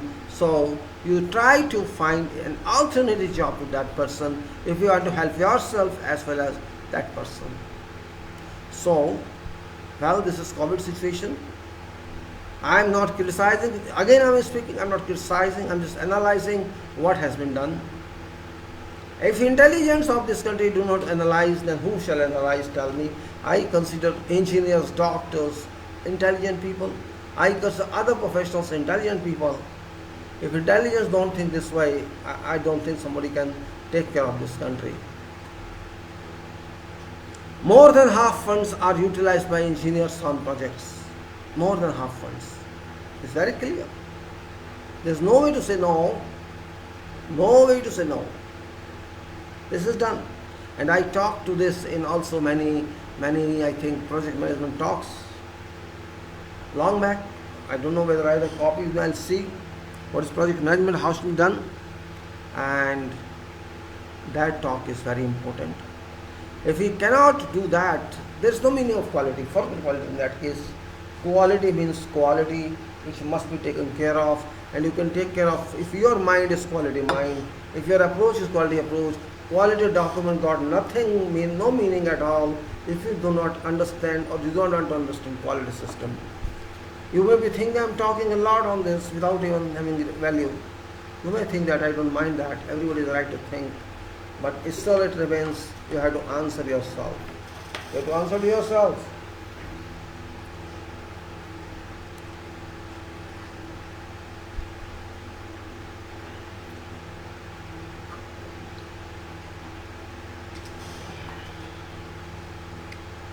There was a time when I did not understand quality when I was too young, because there was no quality in those days.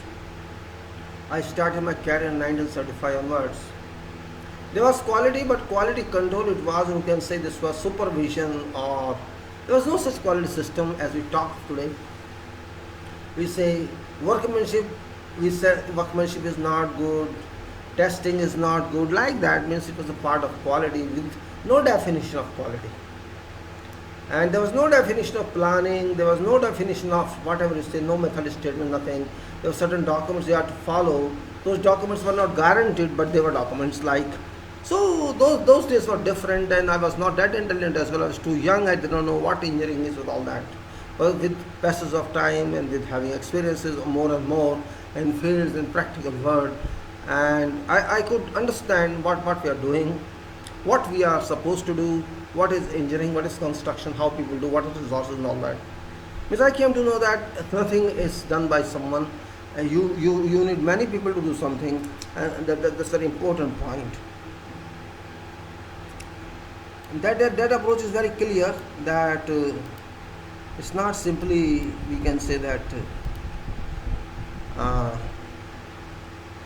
when I talk of management, management has different meaning here. Project management, I again and again say that management is not just manage it, means day to day or depending on time to time. Management is a gross, it's very, very gross and diverse domain. Says it starts from when you dream something. Dream, I'm not saying initiate. Dream something, that stays to hand over completely at completion stage after maintenance.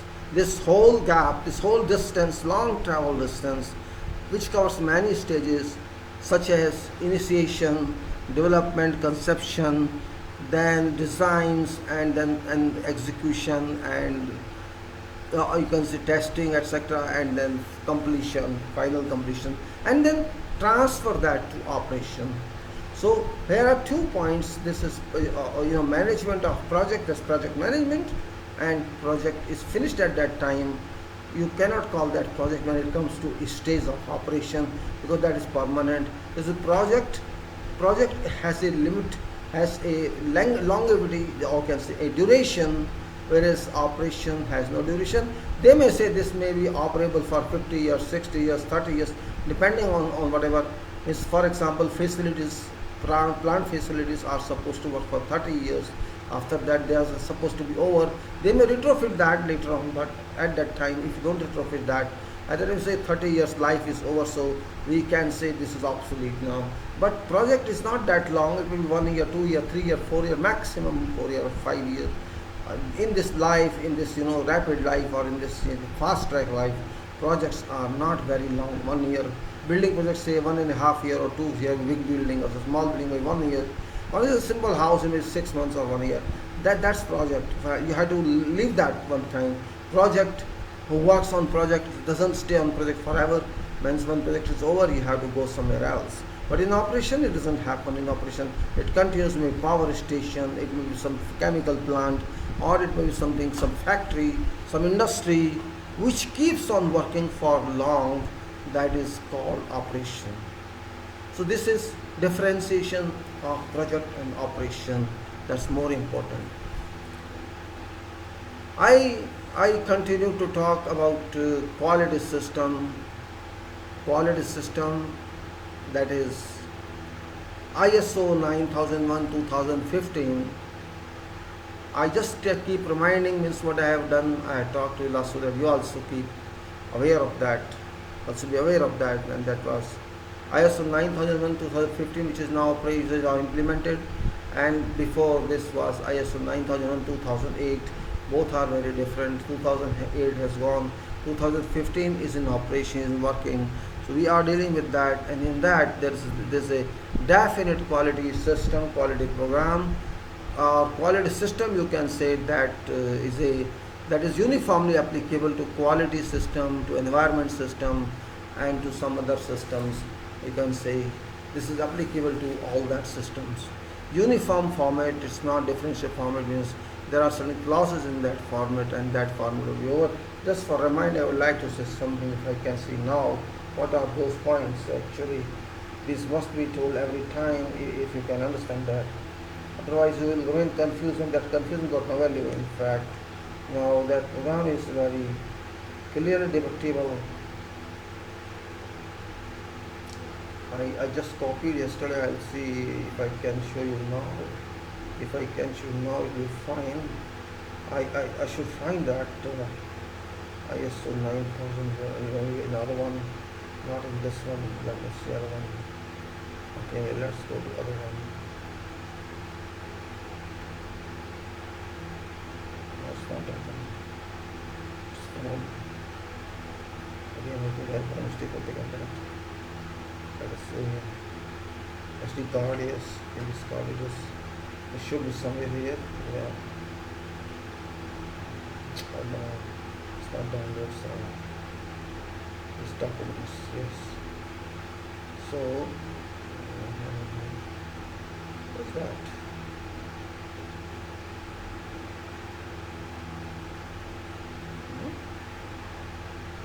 Oh, where's that? I don't know. It's the statements.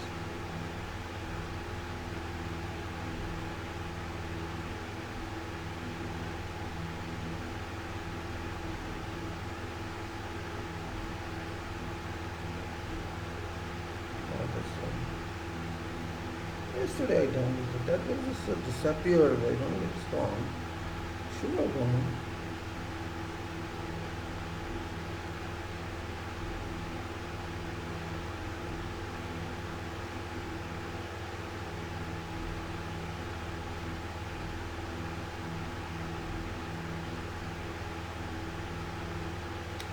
I'm not finding that. It confuses me.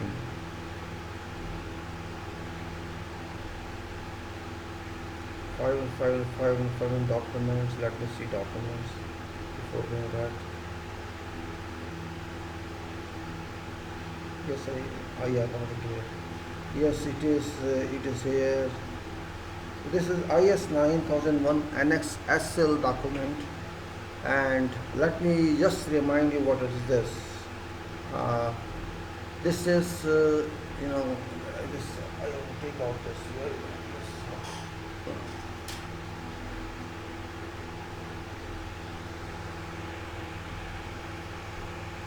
This is quality system, and Annex IS 9001 2015 Annex SL, which replaces ISO guide. It is quality system.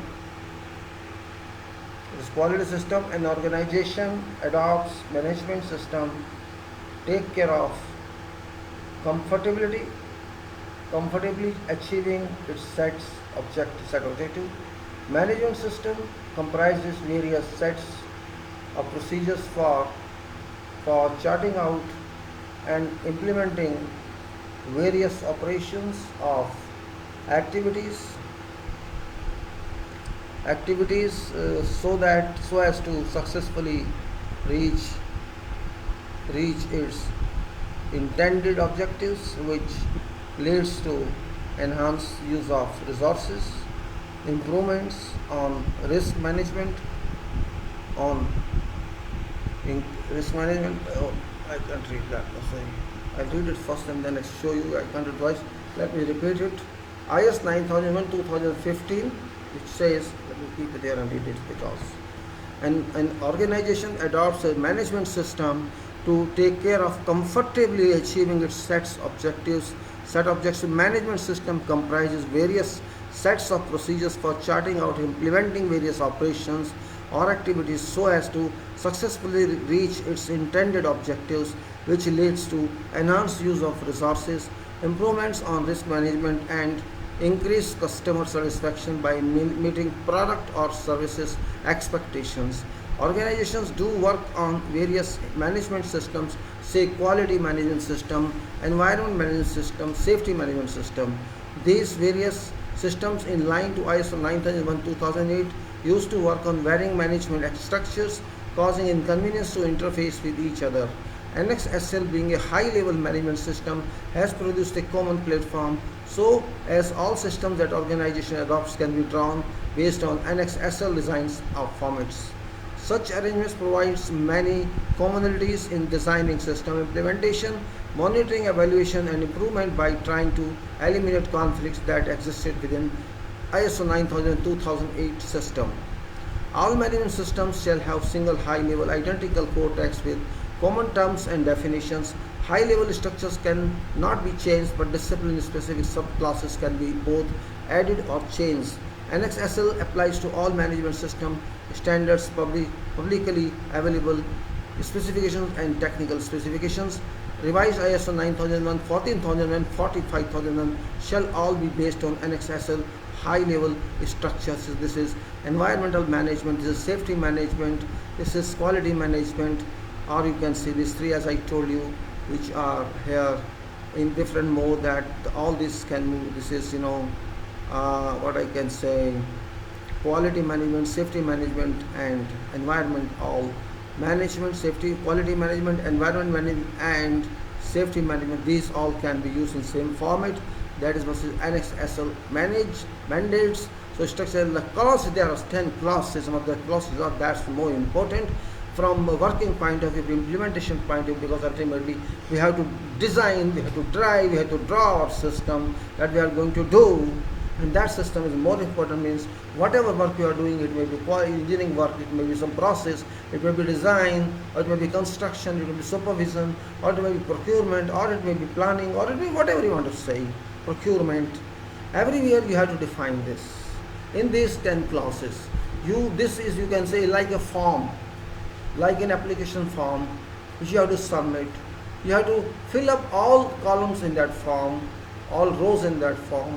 You have to log on to every information and fill in and explain that, why you are filling in that, what's purpose of that, what are required criteria of that, and what you want to answer that one. It's like that, means you are writing just a paper for examination, and this is a question you have to answer. And what are these questions? These questions are clauses. These clauses are the, what are those clauses? You have to read those clauses and write about that and explain it, and then do that after you approve that. And if you don't do that, there's a question mark. Why did you then approve it? That's what it's all about. So I can say these clauses are facilitated clauses, and then means we'll just give indications of that. Now clause 1, for example, this is scope. What is scope of your field of work? Scope, your organization or whatever you are, what is the scope of your business? Simple. Or profession. What's your scope? That question is here. You have to understand. That is clause number 1 in this form, scope. we have to define. Clause number 2, normative references. Normative references means which are normally done, normally used. Norm, that's the norm of your organization. That norm you have to follow. Those norms you have to follow. Those norms are references here, means authorities here. Reference means something legal, something authoritative, something that's mandated, part of mandate. So clause 2 is that. And clause 3 is terms and definitions. Terms and definitions, terms and definitions, whatever term is there, definition I will explain now. Let us, so just for purpose of information now we can, so number 1 is a scope, number 2 is normative references, and number 3 is terms and definitions, and number 4, that's clause number 4, which is context of organization. Text and context. Context of organization, we'll talk of that as well. And then number 5 is leadership.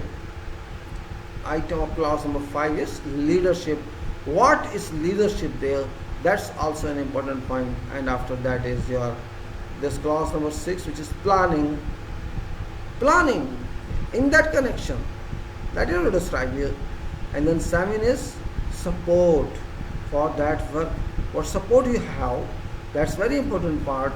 And clause number 8 is then operation. Your operations in that organization. Then 9 is performance evaluation. It's not simply work, you have to evaluate also. And then 10 is improvement. So these are clauses. Number 1 is a scope. Number 2 is, number 1 is a scope. Number 2 is normative references. Number 3 is terms and definitions. You can remember like that. Clause number 1, scope. Clause number 2, normative references. Clause number 3, terms and definitions. Clause number 4, context of organization. Clause number 5, leadership. Clause number 6 is planning. Clause number 7 is support. Clause number 8 is operation. Clause number 9 is performance and evolution. And clause number 10 is improvement. These are points here that we should understand very well. What is this form about? This form, until you understand this form, you cannot understand what is ISO 9001. And so if you go to clause number 1, it says there's a column, there's for all clauses, not only for these clauses, that is description and intended action. What actually this says? This says PDCA. P stands for plan, D stands for do, C stands for check, A stands for act. These are 4 lessons. You know it very well what I'm talking of. PDCA, plan, do, check, act. Plan, do, check, act. If you plan something, you do it. And you plan because you have to do it, otherwise there's no meaning of planning. If you are not going to do anything, why you plan?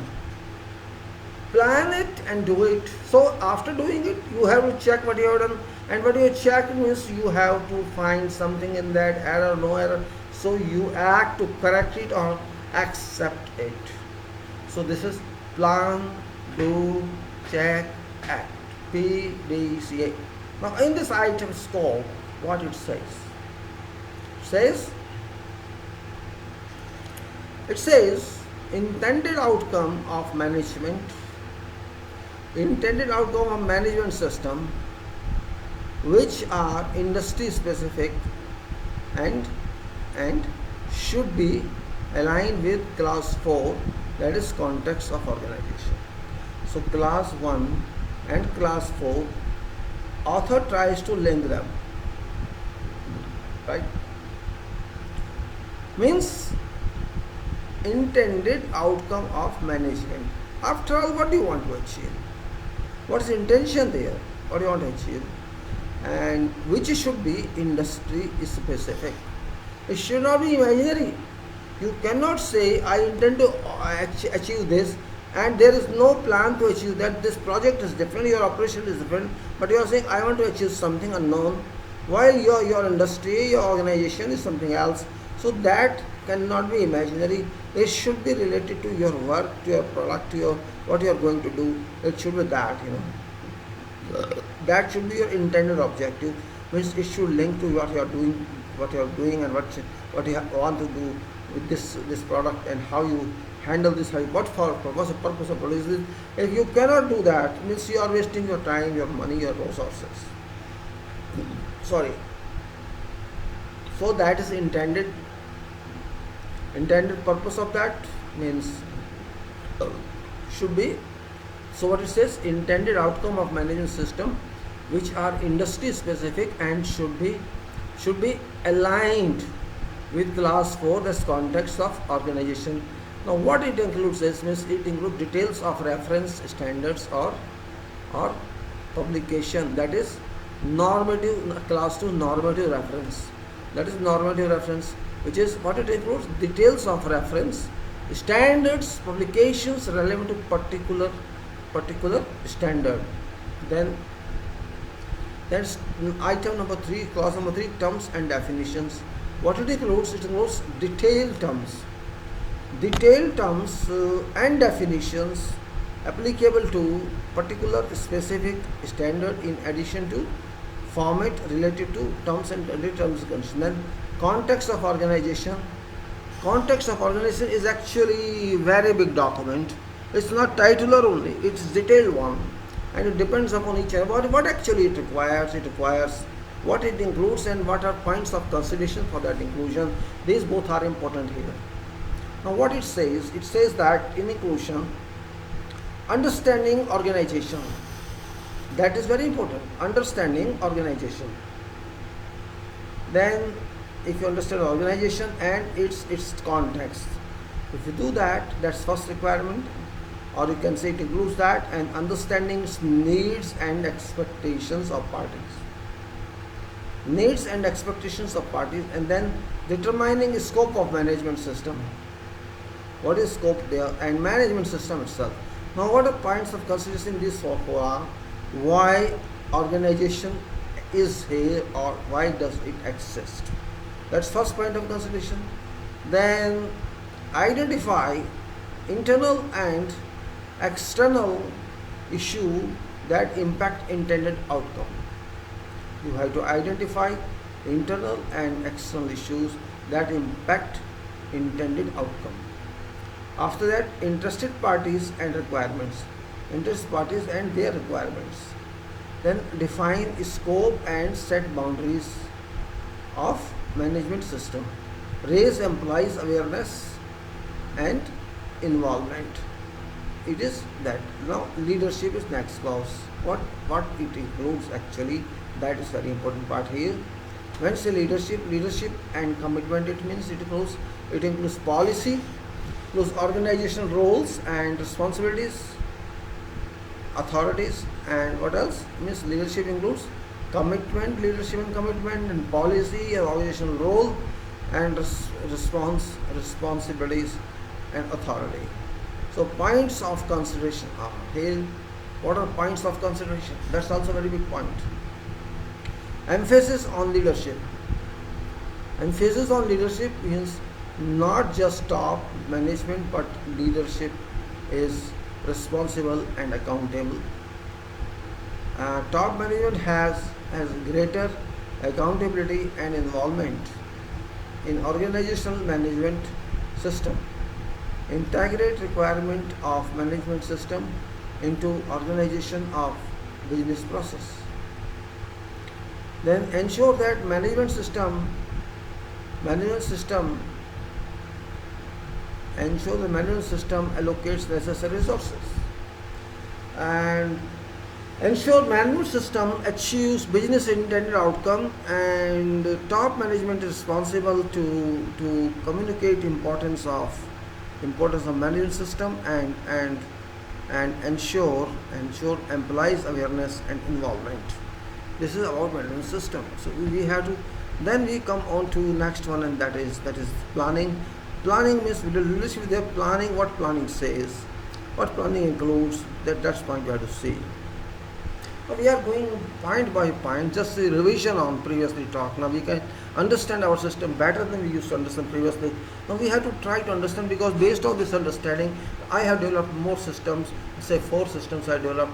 You can develop number of systems according to your requirement. I developed, just like for example, how construction issue, then design issue, then supervision issue, then contracting issue. Such issues I consider on that. So 4 issues based on this document requirement format, and that is a construction site, contractor.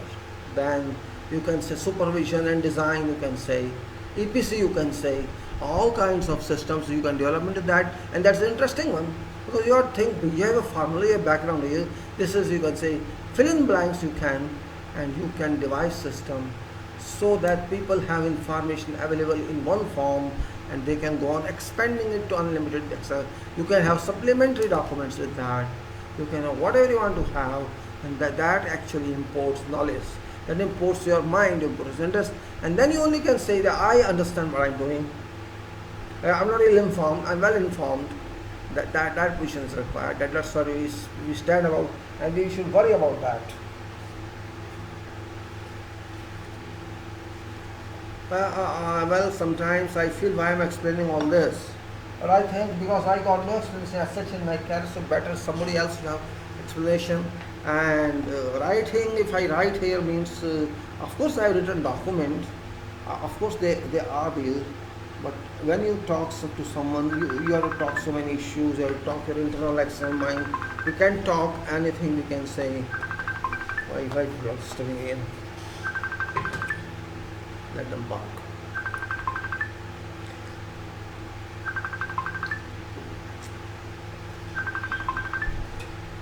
People have got habit of calling, or nothing is calling. I don't know what you want to say. Some people just call for saying, and I'm not interested in that. We can continue on that. I was talking about, this is regarding planning, and planning support is that actions to address risk opportunity. That's one part in that. It's actions to address risks and opportunities. This is part of planning support. And there is management system objectives. Why is this you calling? Where is that person? You're welcome. Hello? Nobody's there. Cut himself. They cannot call. So it includes actions to address risk opportunities, and then management system objectives and planning to achieve these objectives. And then there are 2 points here: actions to address risks and opportunities. Planning says there are risks and there are opportunities based on those risks. So you have to analyze both. You have to expect what opportunities are. You have to find opportunities yourself. You have to discover opportunities out of those risks. Risks are also positive and negative. There is negativism in that, but you can explore what is positive there. That is opportunity. And management system objective and planning to achieve these objectives. What are objectives of your management system and planning? All that is interconnected. Just like it was connected to text or context organization, I think it's connected to planning as well. So points of considerations are being risk-based thinking, so it's okay, being risk-based thinking to front, being risk-based thinking to front. Once organization pinpoints risks, pinpoints risk and opportunities, it has to work work out how to resolve, address such through planning all risks, and what, who, how, and when these risks be addressed. We have to address this, and approach replaces preventive actions. Now reduce risk for corrective actions. And later, objective of management system then should be measurable, you can say communicated, and aligned to management system policy, and updated as and when required. So this is about planning. Now we are talking of support. What is planning support? What is support on that? So support are very clear, which includes the following: resources, of course support the resources, and competence and awareness, communication, documented information. These are all supports. Let us say what resources is a big game. All resources. yourself a resource, workers resource, machine resource, material resource, funding resource, and all other resources, planning, quality, all these are resources. So competence, what are capabilities of that resource? That's our question mark then. Competence, what legally you can do, what officially you can do, formally you can do. And awareness, you must be aware, you must know everything. Not in details, but in particularly applicable on project. And then communication is spine, communication is root of it. There is no communication, everything collapses. Information doesn't reach from one person to other person, from one location to other location, and this is not disseminated, what decisions have been taken, and then documented information. If you want to locate your information of past, you have to document everything. So documents can inform you, documents can provide you all input you are expecting. Those are not named inputs, those are already recorded inputs. This document information. What point of consideration for them is, points for considerations are material, equipment and resources, capacities, potential of organization individual, qualification of personnel, awareness among all system and its functioning, written job description, work procedures, safety procedures, quality control procedures, administration methods. Documented information is different, document is different than documentation, and whatever information about management and procedures is processed in whatever form, such as written text, maps, charts, designs, successful implementation, evidence of compliance of requirement, etc. No system of documents evidently available, document reference and future use documents information, document information. Then we have to go to next clause, and that is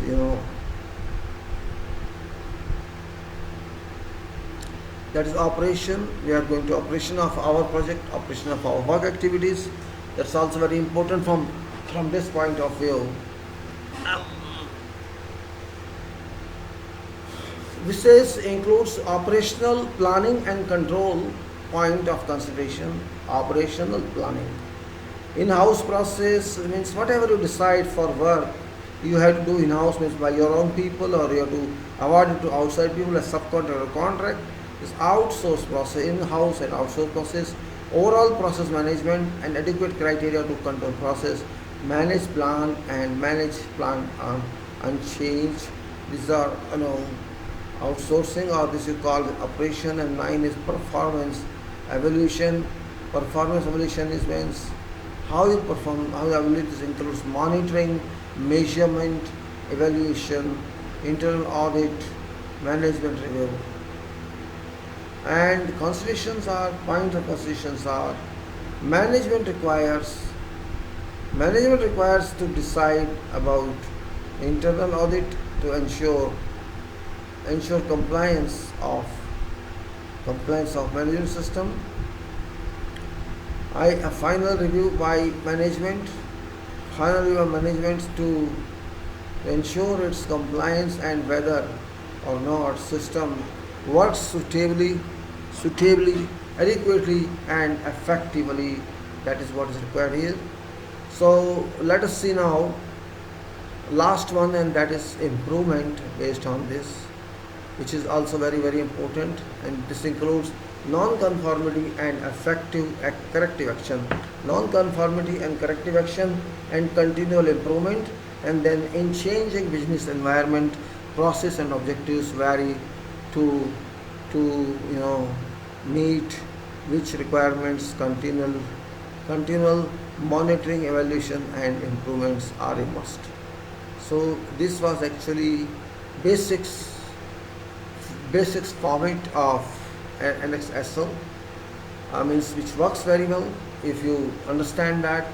It is in sequence, means starts as a scope and go to your norms and normative process, and then it goes to, you can see what was that, you can see, let me say again, I speak for you because I forget many things, I cannot remember. I can just refer to documents, and that is terms and definitions. So first is scope, and second is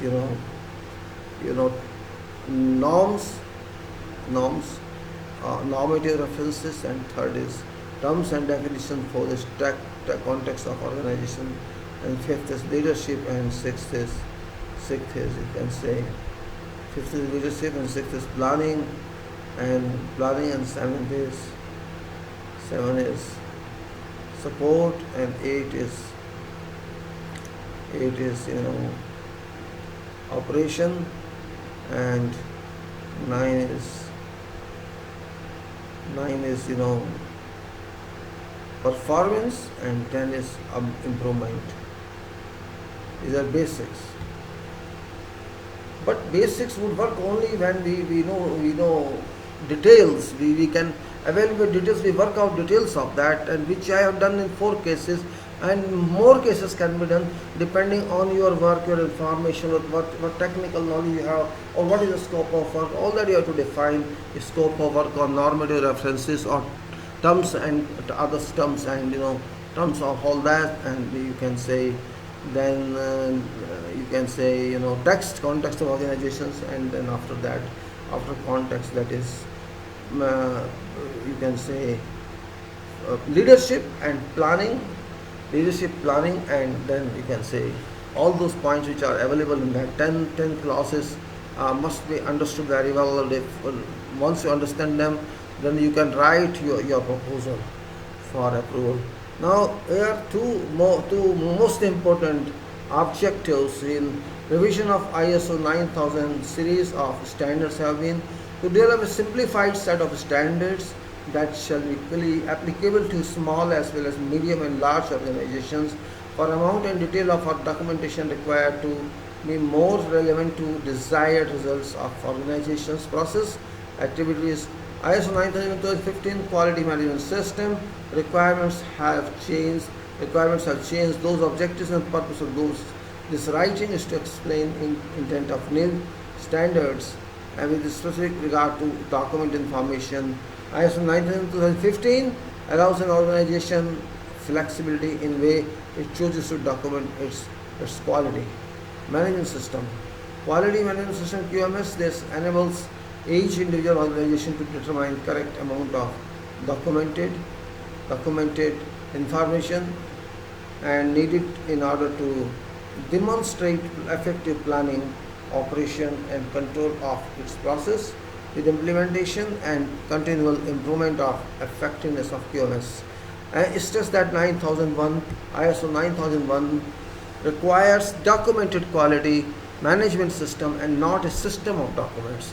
Previously there was a system of documents, now management system is required. Documented information enough, and that's up to you how you do that. And there's no mandate, no list is there, you have to do this or that. It depends upon you which document you consider mandatory, which document you do not consider mandatory. For support. Now, what is document information definition? That's the point here we have to understand that very well. I explained last time also many times, but even then it's better to refresh every time because this is very fast word and people have a habit to forget, and I also have it to forget, so I want to refresh you with me as well. It's no question, just 10 minutes or something like that. You can go through that and understand.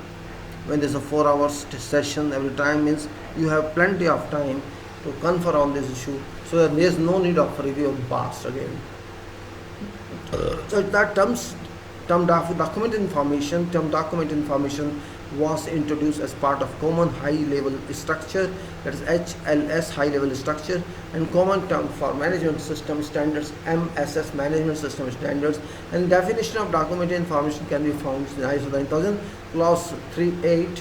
Documented information can be used to communicate a message, provide evidence of what was planned has actually been done, or knowledge sharing. And following are some main objectives of an organization. Documented information which are independent of whether or not it has implemented the formal QMS quality management system. And this document information is now, for example, let's say communication of information as a tool for information transmission and communication. Type and extent of documented information shall depend on nature of organization's products and process, degree of formality of communication system, and level of communication skills within organization and organization culture.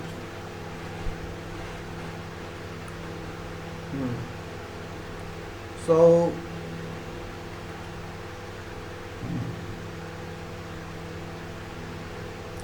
it says that communication of information as a tool for information transmission, and communication type and extent of documented information shall depend on nature of organization's product and processes, degree of formality of communication system, and level of communication skills within organization and organizational culture. Evidence of conformity means provision of evidence that what was planned has actually been done. Knowledge sharing to disseminate and preserve organization's experience. A typical example would be a technical specification which can be used as a base for design and development of a new product or service. Then a list of commonly used terms and definitions related to documented information presented in IS 9001 2015 Annex A.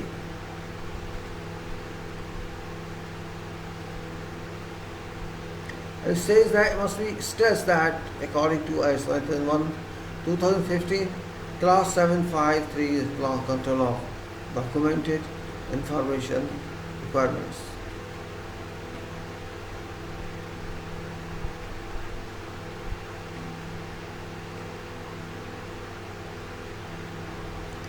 Then now it must be stressed that according to ISO 9015, control of document information requirements, documents may be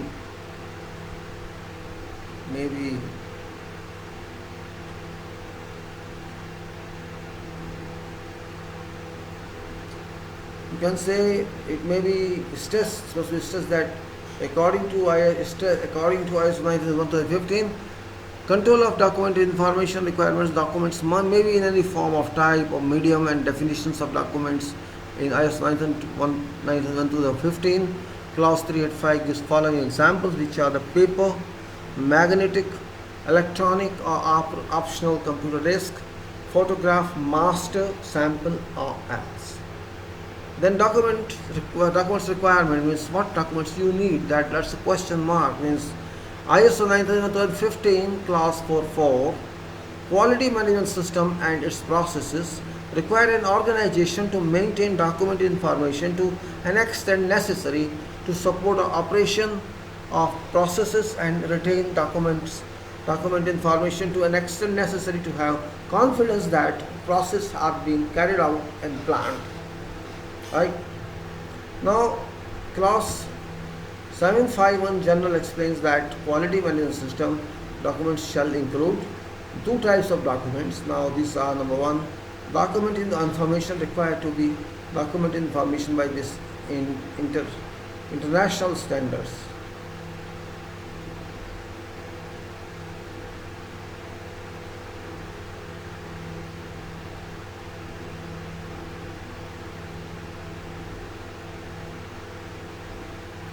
Number one, documented information raised by this internal standard.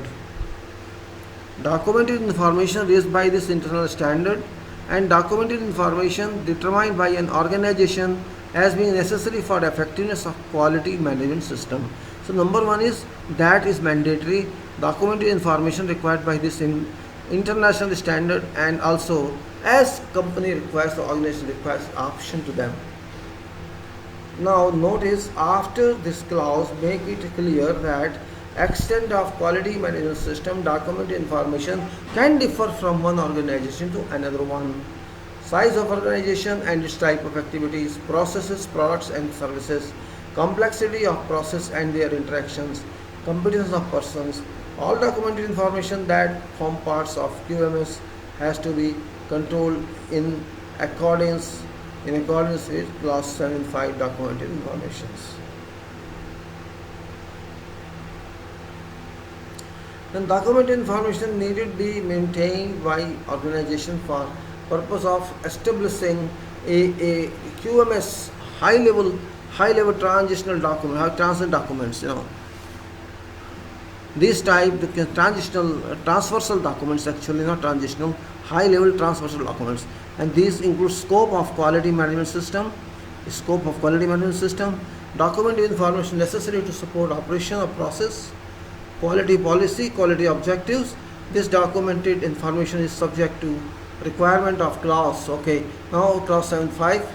Now documented information is maintained by organization for a purpose of communicating. So documented information maintained by organization for purpose of communicating information necessary for organization to operate low level specific documents. See, so now although IS 9001 2015 does not specifically require any of them. Example of document that can add value to QMS may include organization chart, for example, are mandatory, just top management to line management, process maps, processes, flow charts, and processes descriptions, engineering, etc. Process description. Now, procedures in technical and administrative work and or test instruction and specifications, project journal and particular documents contained in internal communication, and production schedules and approved supplier list of all vendors, test and inspection plans, quality plans, site based and documents, quality manuals and strategic plans forms. Well, while access all such documented information is then subject to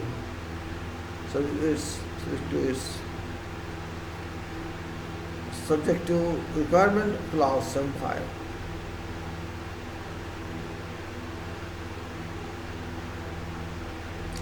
Then where it exists, all such documents information is also subject to requirement clause. Now documented information, who is this yaar, क्यों तंग कर रहा है भाई? I don't know what people have problem. Documented information need to be retained by organization for purpose of providing evidence of result achieved, records. Yes, good morning guys, what do you want? Yes, hello? Hello? Are you fool? छूट यार, साला पागल आदमी यार, बात भी नहीं करते, बस मुंह दिखाते हैं आके. बात करो करने तो यार, डिस्टर्ब कर देते खाना खा यार. Strategic plans forms, so quality manuals, organization based documents, strategic plans forms. Where it exists, all such documented information is also subject to requirements. Documented information need to be retained by organization for purpose of providing evidence of result achieved. So documented information needed to be retained by organization for purpose of providing evidence of results achieved. These include documented information to an extent necessary to have confidence that processes are being carried out as planned, evidence of fitness for purpose of monitoring and measuring resources, evidence of basis used for calibration of monitoring and measurement resources when no international or national standards exist. Then evidence of companies, competence of persons doing work under control of organization, that effectiveness of QMS clause, the result of review and new requirements for products and services. Records needed demonstrate that design and development requirements have been met already. So records needed demonstrate these design and development. Records on design and development inputs. Records of activities of design and development controls. Records of designs and development outputs. Design and developments changes including results of review and authorization of changes and necessary actions. Records of evaluation sections, monitoring of performance and re-evaluation of external providers and any other action arising from those activities. So, evidence of unique identification of outputs when traceability is a requirement. records of property of customer or external provider that is lost, damaged, or otherwise found to be unsuitable for use and of its communication to our owner. Then results of review of channel changes. Results of review of changes for production or service provisions, persons authorization, change and necessary actions. And records of authorized release of products and services for delivery to customers, including acceptance criteria and traceability to authorizing person. Records of non-conformities, actions taken, concessions obtained, and identification of authority deciding actions in respect of non-conformities. Result of evaluation of performance and effectiveness of QMS, and evidence of implementation of audit program and audit results, and evidence of result of management evidence of results of management reviews, and evidence of nature of non-conformities and any subsequent actions taken, results of any corrective action to clause. Now, organizations are free to develop other records that may need to demonstrate conformity of their processes, products, civil services and quality management system where they exist. All such records are available subject to requirement. Not to continue. Now, what I'm saying is, I just want to show you is what actually I talked of from, and that is from this document, which is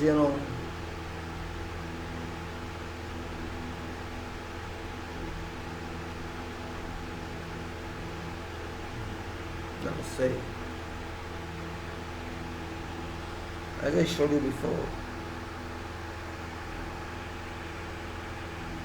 you can see this much now.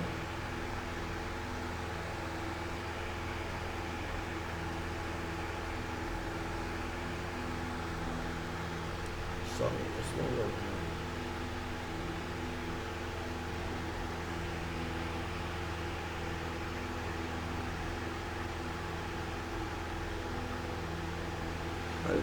You can see that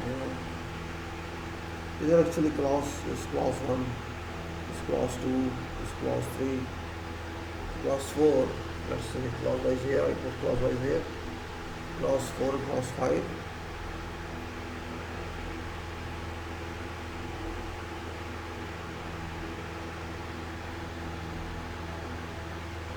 Then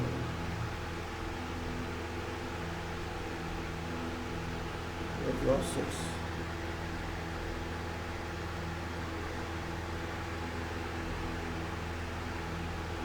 So like this, all clauses are there. So what I want to say is something about this. Actually, now.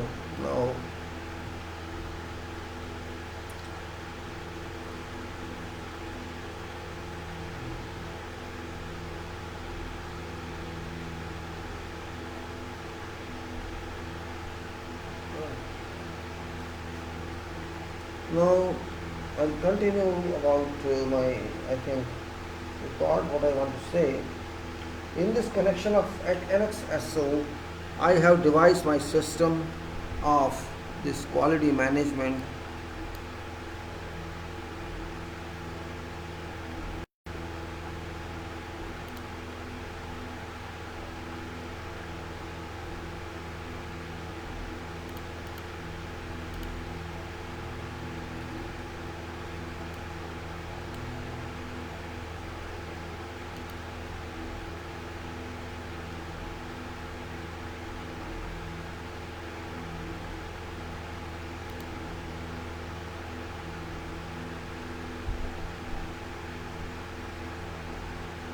Alright. Now I explained to you about something. I was talking to you about so many activities, and activities are not one, there are many activities. I have described to you activities like this. I can close this file. Not required now. this activity is here. This is quality assurance requirements actually for certain activities which are involved in construction engineering. These are particularly involved in construction engineering, and I have explained to you about this from my list. There is quality assurance requirement, setting out and excavation, which was item number 1. Then it was hand excavation, it was checklist of formation.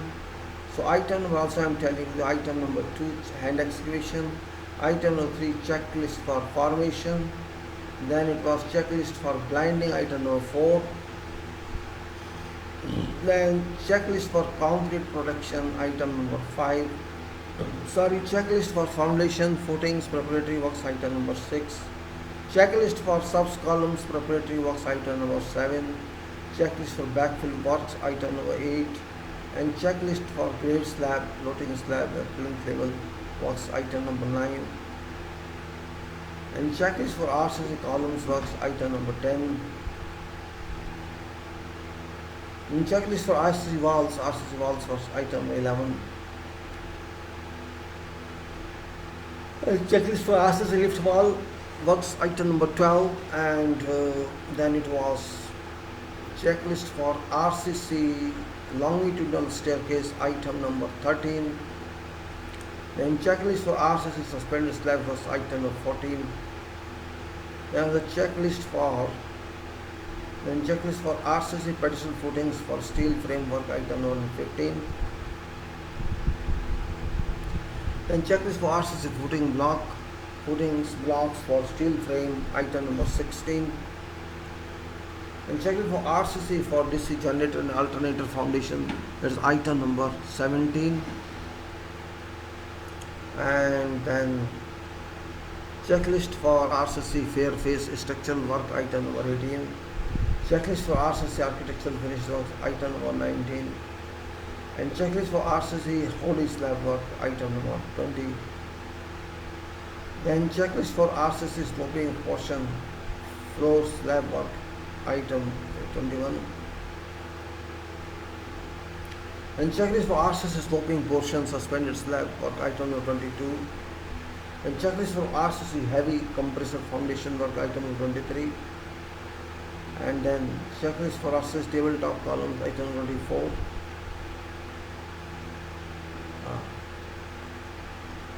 the checklist for RCC tabletop for site 25, and checklist for below ground RCC swimming pools work, item 26, then balance deck, okay,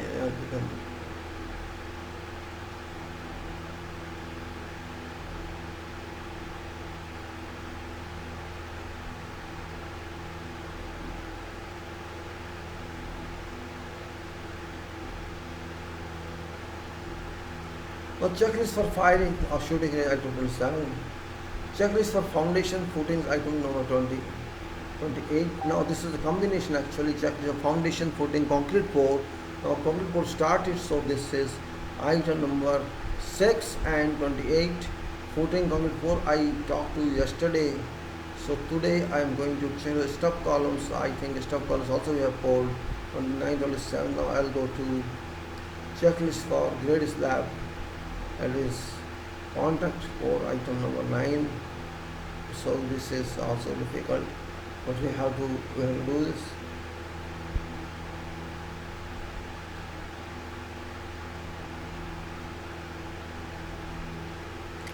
So we'll say RCC columns 124, or we should take this one. What is that?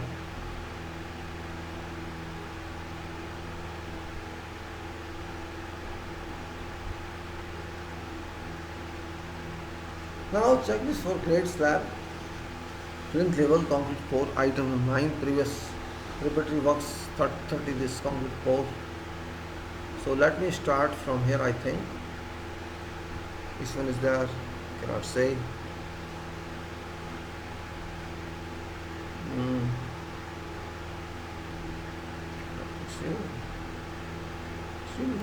Okay.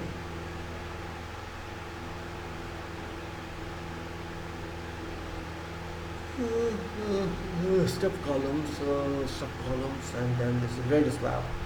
Now let us take grade slab. Checklist for grade slab, floating slab, and plinth level concrete pour. This we are going to talk of now. Item number 9, that's preparatory works, and this item 30, this is concrete pour of this one. Well, we talked I talked yesterday that not difficult yet. That it requires some attention, and that attention is more important than something else. I can't help them. Can I help them sleep? So I look at why are they sleeping? They don't know.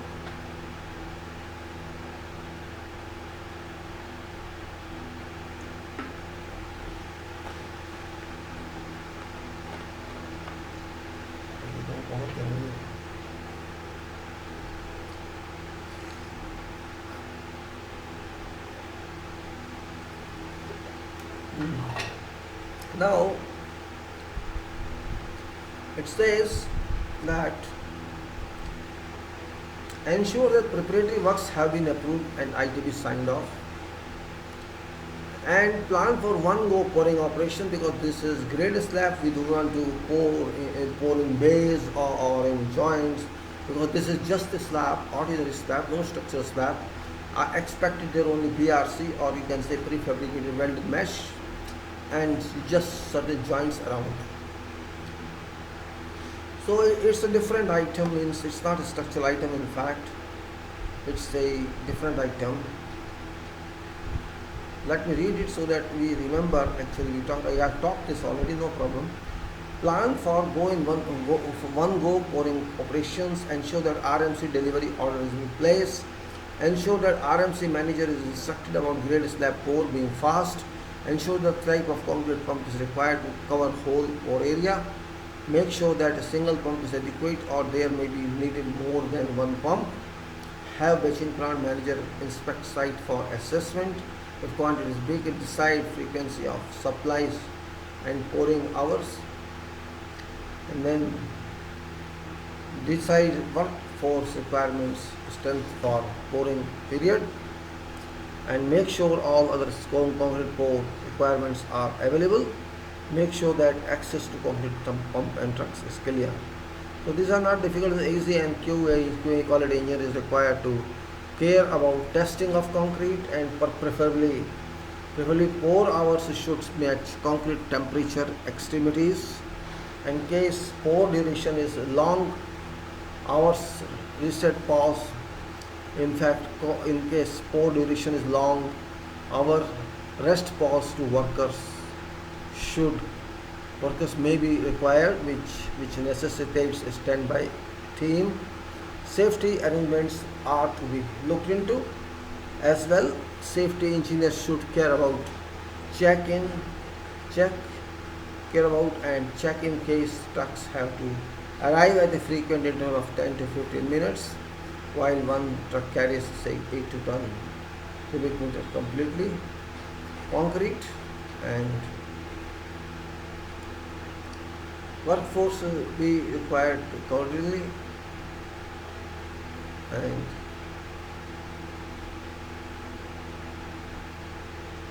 and you can say safety arrangements are to be looked into. Checks in case trucks have to arrive at frequent interval of 10 to 15 minutes, while one truck carries 8 to 10 cubic meter concrete. Workforce shall be required accordingly, That's just a point. Remember that. And then you go further that surface finish shall also be required depending on class. I missed something, I think. Workforce shall be required accordingly. Surface finish shall also be required depending on class of surface finish. Check whether or not power float is demanded for thin tiling works on that concrete. In case it's required, further post for long hours shall be required for operating power float. Have pour started and implement all checks. Pouring should be commenced with immediate effect after area is ready for that. and curing compound should be sprayed immediately after or even during pouring is in progress in case of unpleasant temperatures. Cover surface with polythene sheet over curing compound temporarily. After many hours, remove polythene sheet and cover with Hessian cloth, watered and recovered with polythene sheet. Process of curing to continue for a specified number of days, which may be maybe 3, 4 to 7 days, because it's not structural slab. Make sure that set concrete requires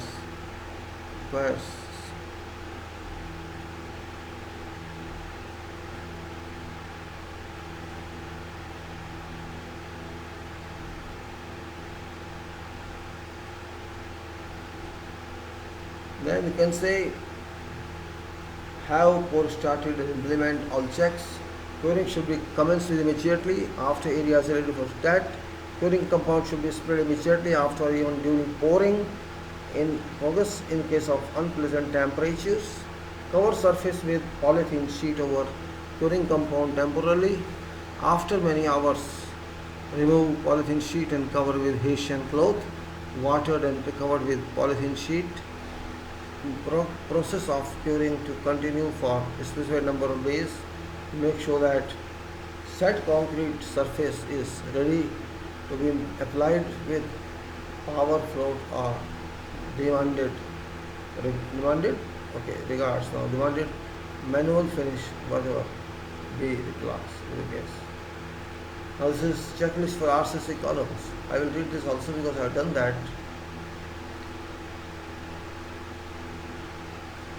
Reading is a difficult problem. You can speak very loudly, but you have to read and then speak.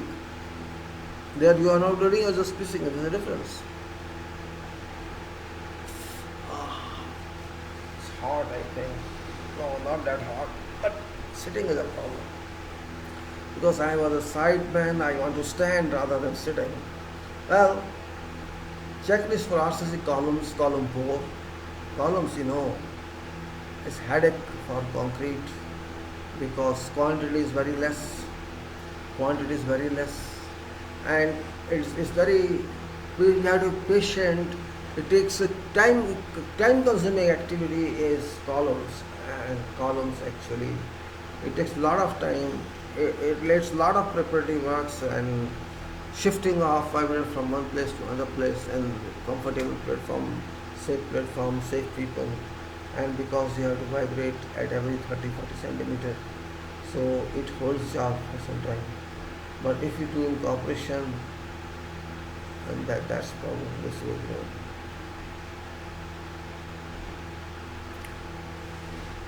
You know why I'm saying this? Now, ensure that adequate number of columns are ready for pouring. Make sure that all columns preparatory works are clear of all dust, dirt, and well watered. All nails, loose binding wires, etc. should be taken out. Quantity of ready mixed concrete should be enough for placing an order.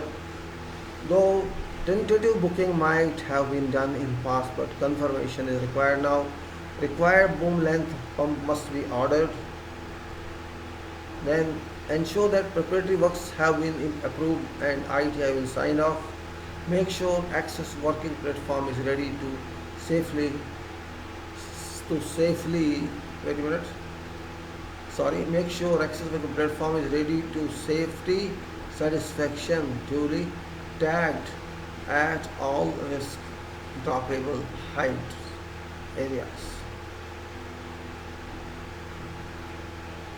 Then make sure that all supports are in place and all clamps and bolts are intact.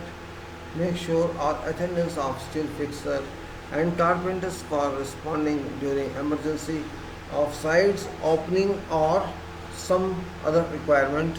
Make sure competent flooring gang is deployed for required duration. Make sure that vibrators are available and in working conditions. Make sure that concrete pump and first trans truck mixer arrives as advised to plan. Make sure that additional reducing size outlet of boom is attest if so required keeping in view depth of 4 and size of column section. And this is then another item which is quality assurance. Where is that? Yes. Oh, it's not finished yet. Make sure that additional this reducing size outlet of boom is attached to it. And if so required keeping in view depth of force and size of column section. And arrange quality assurance engineer for testing purpose. Concrete has to be cleared after initial site tests are completed. Ensure weather and concrete temperatures here before allowing thick to truck to station pump to station pump. Make sure vibrator chest to lowest layer of concrete. Vibrator reaches. Make sure that layer are not poured. They are not poured at one time. Even okay, pouring. Make sure vibrator reaches. Ensure which weather and concrete temperatures before allowing truck to station pump, and make sure vibrator reaches to lowest layer of concrete. And make sure that layers are not poured at one time more than 400 to 500 millimeter deep, and make sure that all columns are poured one after another only in layers. And it is advised that in no case one time height should exceed 1 meter for preventing sides bulging.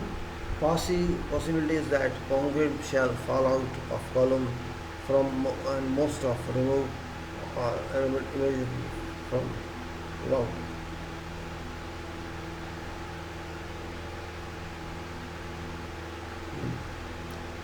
Hammers can be used to tap the forms from exterior surfaces.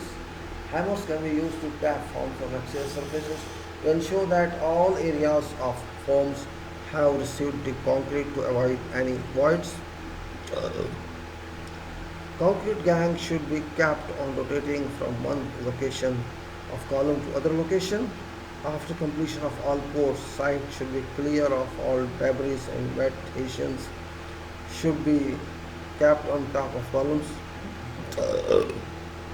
From sides of case of high temperatures should be kept wet by spraying water on exterior surfaces.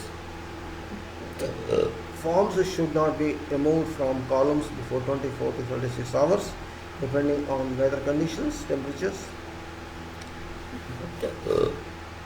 If there is no requirement of immediate reuse, if there is no requirement of immediate reuse, form striking may be delayed. This requires keeping exterior surfaces wet with water spraying. Immediately after striking forms, urgent inspection has to be done for any defects or resorting to non-compliance reporting, as well as recommendation of remedial actions. Then curing has to be effectively continued. First, by applying curing compound of wet RCC surface using either wet water-based compound or wax-based compound as approved by project. Complete duration of curing has to be complied with without either by slackening of compromise. Water curing can also be done on columns, which shall be more effective and in fact percent effective if carried out intensively through quantity of water consumed shall be considerable. Curing compound based curing is effective only between 50 to 70% depending on type. Checklist for RCC walls. Check this RC valves, and I assume this many times. No, people are not connected, no problem. If they are connected.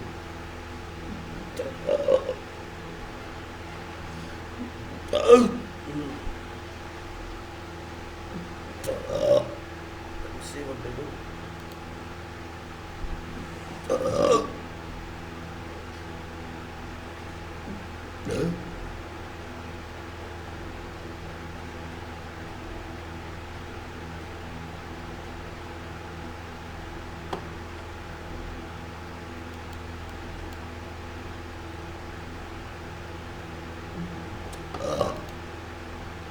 That's why I like it that way.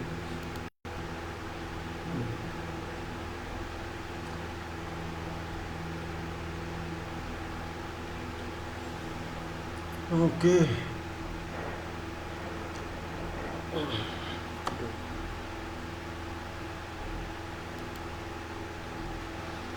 So now RCC valve, it says make sure that valve works have been approved for pouring. Check whether valves are to be poured whether by pump or by crane, tower crane or else. Since valves are not many on any building, pour quantities may be limited. Check all working platforms are safe. Check all working platforms are safe which may be installed from either side of walls.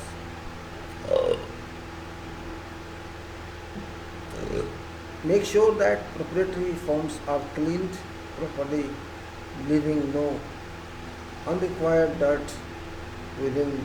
Ensure that plenty of free access is available to reach either concrete bucket, chute or pump room to level of first drop of concrete.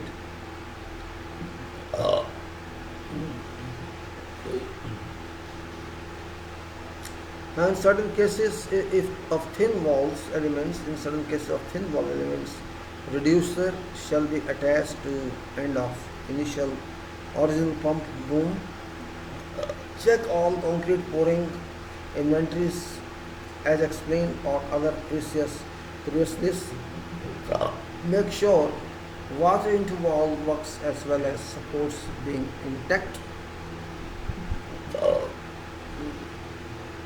Ensure availability of carpenters and seal fixers. Check that plumbs and wall lines are in position to monitor any setting out alignment. Receive concrete as usual. Check through quality engineer for all site tests. After approval, allow concrete to wall location. Pour hole first layer in all walls and apply vibrator correctly so that concrete reaches all corners of edges of first layer. Then pour other layers as usual in sequence gradually. It would take hours for pouring a single wall. Reach concrete to top of concrete marked line and give required roughness as demanded. Apply first instant curing. Apply first instant curing on top by covering with polythene membrane or wet Hessian cloth. Make sure there is no opening of forms or bulging during concrete, and if so observed, try to reinstate back to tree positions using proper or other surfaces. Check that forms are not removed prior to at least 48 hours elapsed. Apply water on forms exterior and on top of curing purpose. After few hours of concrete is over, clear all debris from around wall areas of material.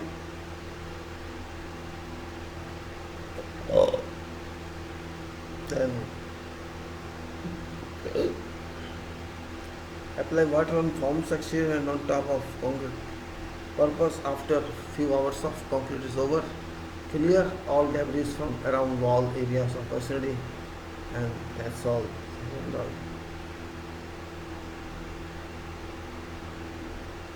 Alright, now we'll go for checklist for RCC lift well walls, concrete pours. I'll read that only, I'll not explain this, I will explain that. Oh.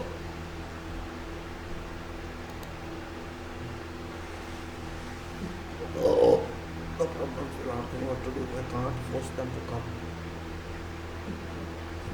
Well, no problem, I'll speak. Airlock investment, I think. Checklist for RCC lift well wall. Checklist for RCC lift well walls concrete pour. So item number 12, previous one, and this item number 33. Maybe I can't read this. Make sure that wall works have been approved for pouring. Check all working platform on both sides of lift well are safe, which may be installed from either side of walls. Make sure access working platform is ready. Access working platform is ready to safety engineers' satisfaction. Duly tagged at all risky and droppable heights areas. Ensure that preparatory works have been approved and ITP signed off. Make sure watering into wall works is as well as supports being intact. Ensure availability of carpenters and sill fixers to control any displacement if the preparatory works are processed. Check that plumb and wall slit line. Ensure that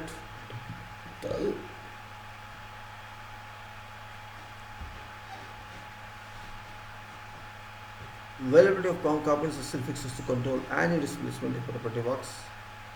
And check that plumbs and wall lines are in position to monitor any setting out element.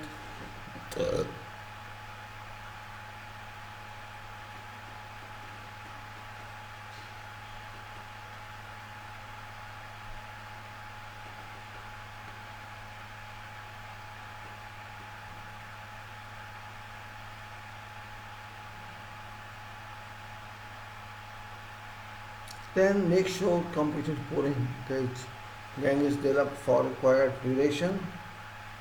Then make sure that vibrators are available and in working conditions.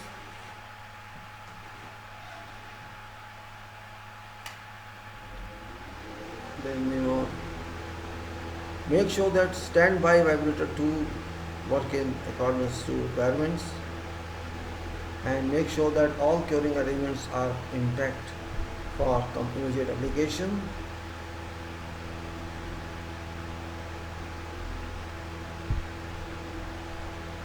Then standby vibrator 2 works in accordance to requirement. Make sure all curing arrangements are intact for immediate application. And make sure that concrete pump and first transit mixer arrives as advised to plant.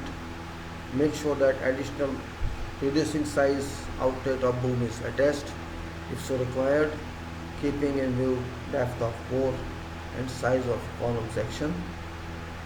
Arrange quality assurance engineer for testing purpose. Concrete has to be cleaned after initial site tests are completed. Ensure weather and concrete temperatures before allowing truck to station pump. Make sure vibrator reaches to lowest layer of concrete.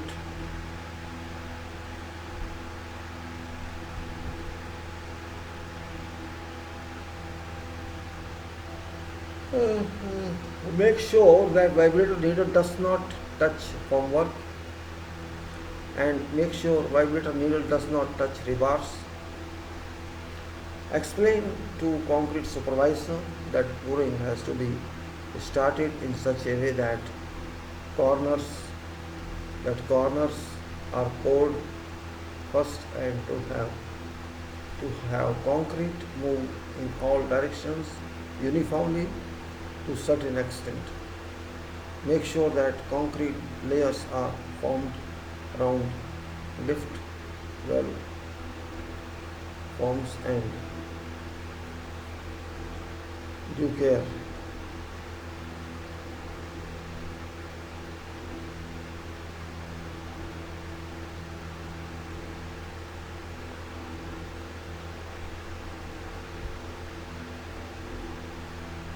Then make sure that vibrator needle does not touch formwork, and make sure vibrator needle does not touch rebars. Explain to concrete supervisor that pouring has to be started in such a way that corners are poured first to have concrete move in all directions uniformly to certain extent.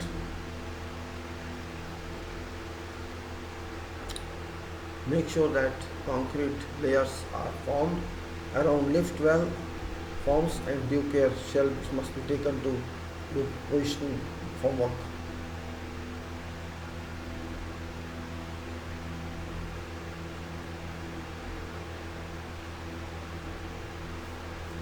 Then you have to see that pump boom has to keep on moving around periphery works to allow uniform pour. Uh, all layers have to be vibrated thoroughly, gradually, and concrete has to be kept on pouring till 1 meter height. Depth is poured around. Make sure that all at least half an hour gap is allowed to pour, so that poured concrete sets to certain extent but does not form whole joint.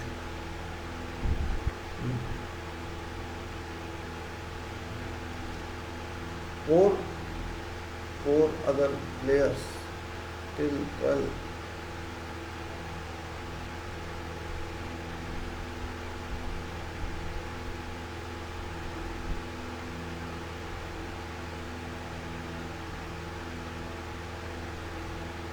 Then I'll toss the, no, there's no one here. No problem. There's no what I do. Someone got some in hands. There's no people who can help me. Make sure at least half, all layers have to be vibrated thoroughly, gradually, and concrete has to be kept on pouring till 1 meter height. Depth is poured around. Make sure that at least half an hour gap is allowed to pour so that pour concrete sets to certain extent but doesn't form pole joints. Pour other layers till 2 meter height. Depth is completed and sequences as complete, and allow say another half an hour for resting. Continue whole height following specified sequence and start curing initially as explained previously. Okay.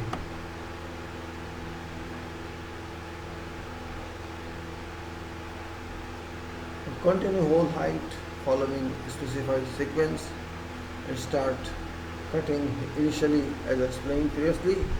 Make sure that top of concrete wall is roughened for making construction joint. All wall outside forms have to be kept wet and top covered with polythene or wet Asian. Check external forms as well as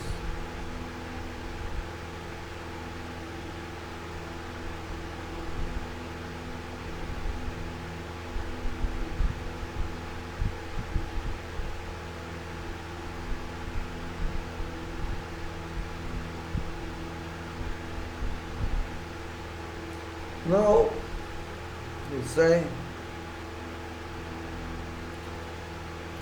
check external forms as well as internal forms by strong hammer impact to find in case some voids do exist during application of vibrator. Make sure that reception of forms will not be required soon. Make sure that repetition of forms would not be required soon. which means that there would be no earliest requirement to strike forms in specified duration. In case such non-early requirements of striking do not allow removal of forms after 48 hours but keep curing intact from top as well as from outside, allow removal of forms.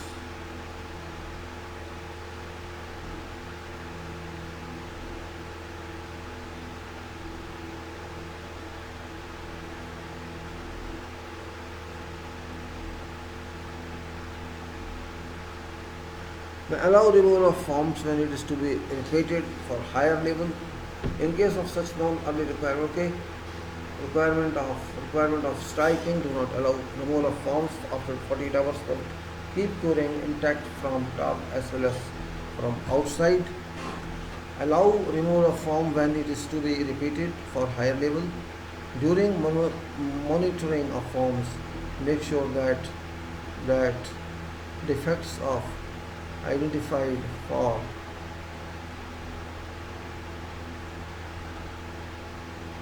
alright then during monitoring of forms, make sure that lines do not go out of tolerance limits, and if so try to reinstate by tightening supports.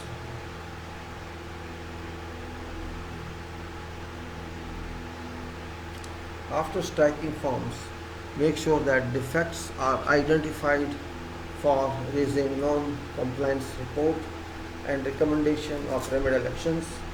Yeah. Okay. Then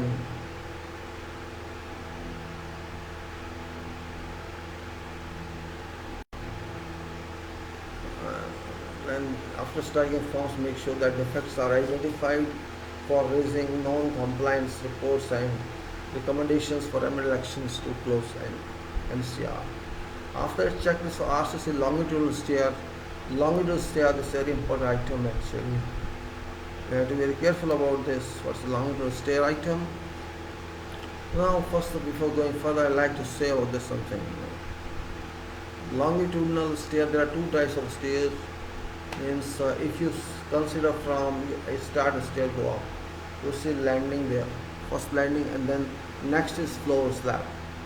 Now this step up first rise to that landing, when whole waist is designed like that, means landing and floor,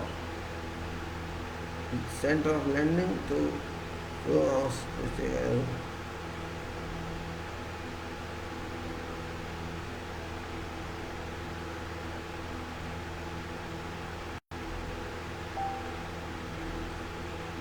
Now, point here is Islam.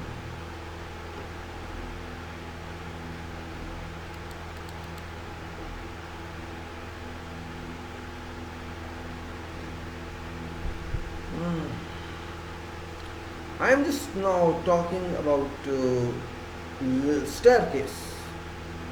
Generally, we consider two types of staircase. One is that landing and start of stair, we have to design that way. Means other one is this and this, you have to design that way. Generally, which we say from start to landing, if you design that way, it's called longitudinal design, longitudinal staircase. And when you say we are just keeping some girders here and designing that way, that is not longitudinal, that's something else. What I am talking is a continuous staircase design which starts from this end and goes up to top story. Both sides, this waist and this waist, both. When it's a flight, it's one flight. When it's a start from here, go to landing, that's flight, and from landing to main floor, that's flight. So two flights are there in opposite direction. And you start from this side, that is south to north, south to north, and north to south, south to north, and north to south, like this. That staircase is very, you can say, that staircase depends upon Structure, it's a part of structure when you connect it to structure. Because it is connected to structure certainly because its purpose like that.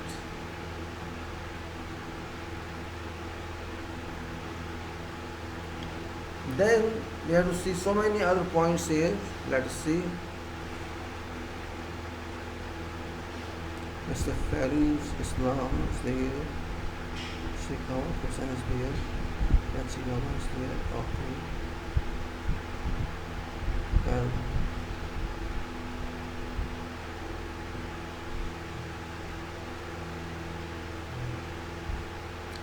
now in this case,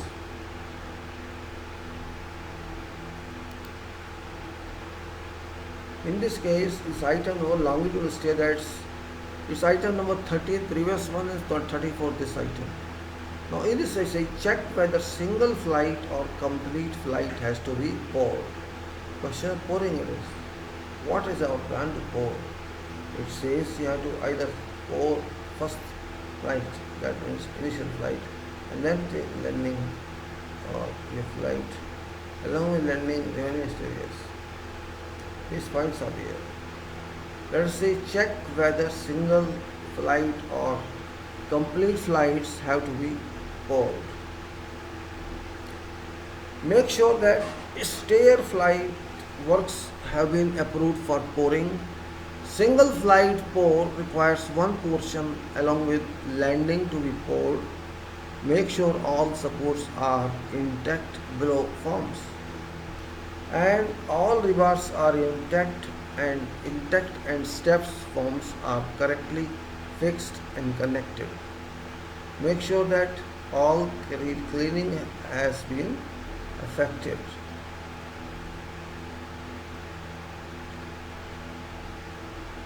Then make sure all supports are intact below. Make sure rebars are intact and steps forms are correctly fixed and connected. Make sure all cleaning has been effected. Make sure that inspection has been made and TTP, ITP started. Make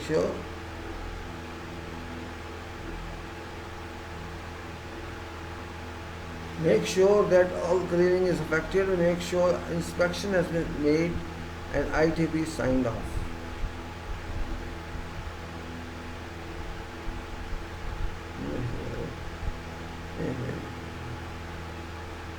Then make sure that inspection has been effected and make sure that inspection has been made and ITP signed off.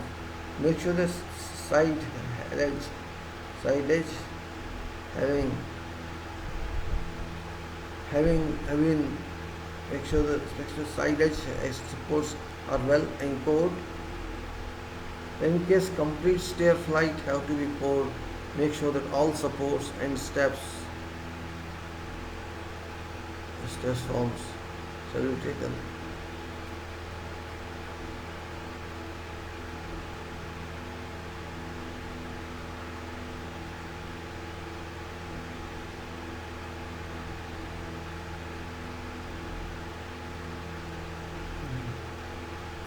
Okay, make sure the concrete starts, let's say, okay, it's no problem. So it says all rebars are in correct position while walking on steps rises from. You have to be careful, this is very complicated. For make sure the side edge supports well anchored. Let me repeat it.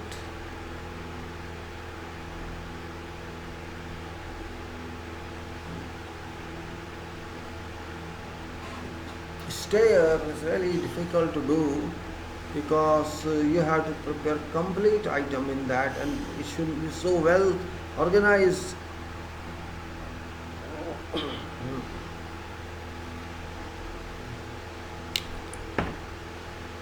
So check whether single flight or complete flight have been poured. Make sure that stair flight works have been approved. Make sure the single flight pour requires one portion along with landing or pour. Make sure all supports are intact and rebars are intact and step forms are correctly fixed and connected. All cleaning work has been effected. Inspection has been made and ITP signed off. Side supports are well anchored. and complete stair flight have to be poured. Make sure all supports and step forms are intact and well anchored and all regards are in correct position while walking on step risers. Forms should not twist in either direction, and make sure that cleaning has been completed, and make sure that pump or screen has been positioned rightly to cover stairs reach, and quality of concrete in stair is not considerable one, and it is shown on pouring. Generally upper flight is planned to be poured with floor slab. Make sure that all concrete tools are available in working order, and make sure that curing arrangements are available on location, and make sure that concrete starts being poured from lowest step area and continue to assess towards landing portion. Vibrator is required to be applied.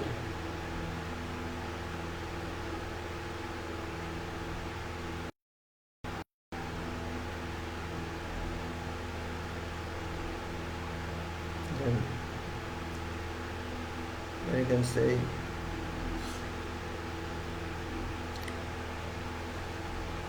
in case a single waste pour, a stop end has to be fixed at all possible lower level of upper flight.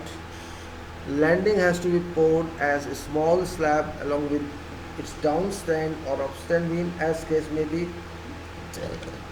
Finish on vibrated surface have to be applied in such a fashion that a rough surface is available to receive floor finishes. Immediately after pouring is over, curing has to commence with. For case of complete pouring with slab, work of pouring has to continue as explained. Stair forms shall be in position until all forms of slabs are opened, with exception of vertical sides of waste slab.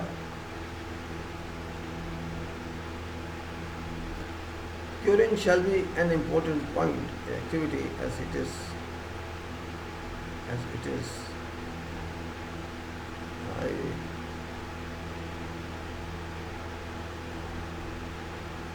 Then concrete shall be an important activity as it is difficult to stagnate water on slabs, so stair forms shall be in position until all forms of slabs. Then concrete shall be an important activity as it is difficult to stagnate water on steps, and continuous water curing shall be required even after spraying curing compound.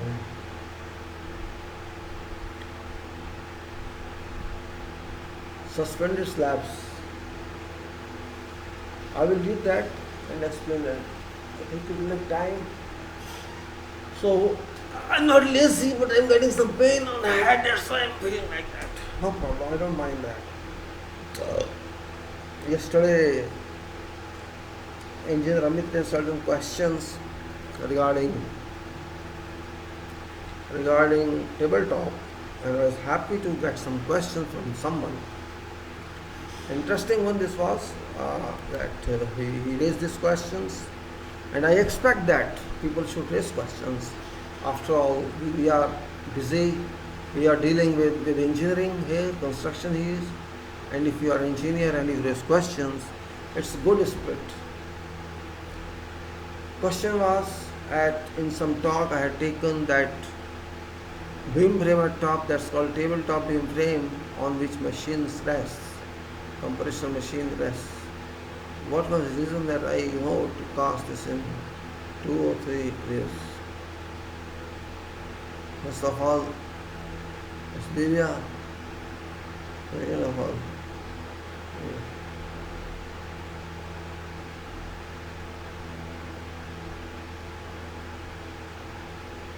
then he wanted some questions to answer. When I said on original drawing, there was the construction joint shown on that tabletop. Well, I was not convinced as an engineer, because this was only beam frame.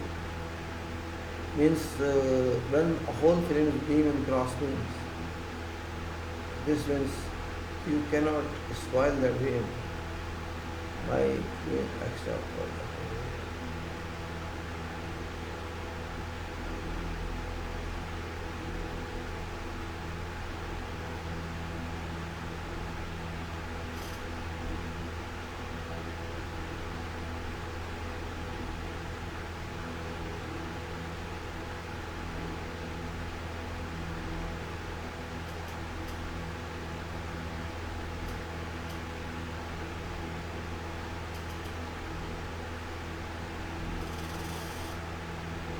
Then say, okay, they have shown joints, but I reject that. I don't accept that.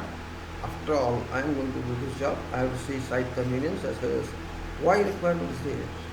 Because that tabletop has three components. One covers foundation, which is massive block, and there is a blade column work on this thing.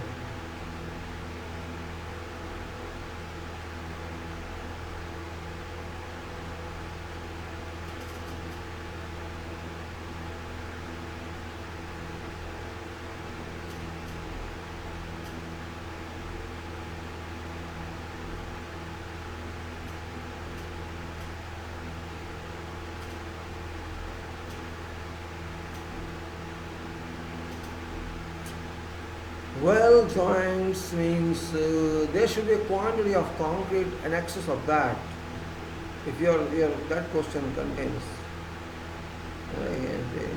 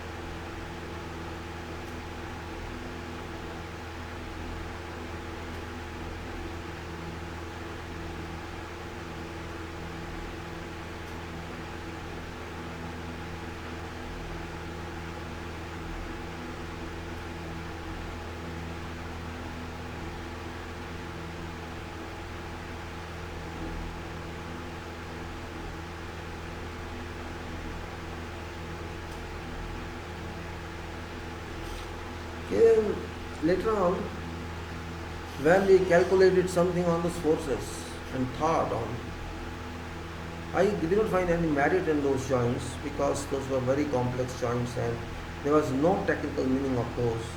This was not massive structure, it was just beam foundation, beam frame, beam frame in this way and it's some beam crosses.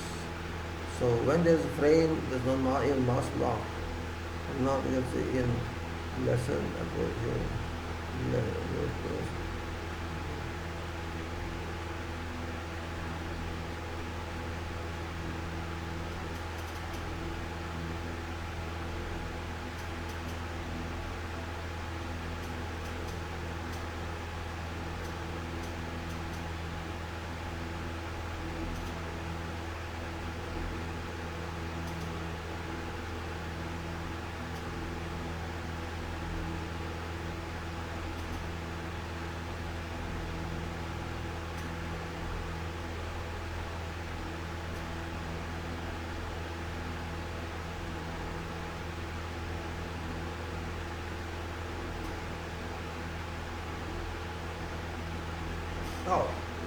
further. When I wrote to them, I explained to them after all the justification of that, but they revised trying without no argument, and I was happy with that. Let them do, because sometimes we have to see what is practically possible and where we can get quality, how we can get quality. Quality impetus on count is very important. When you use quality with from there, this becomes nothing more than solution solved. Now,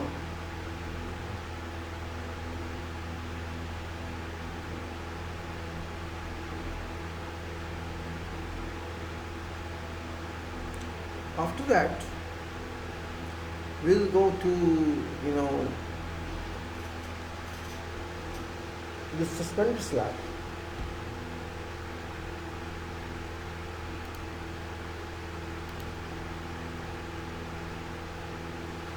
Suspended slab, which is checklist here for that. Item number 14 is for preparation work and 35 is this one. Check that all preparatory works have been inspected in all respects. Check that all temporary works have been inspected to meet safety requirements. Check that supporting system of centering and shuttering has been inspected by probably third party if so required. Third party if required, that's better one if you do. If you design from third party, let third party check, no problem. That is the only system, no, not ply, not your backing.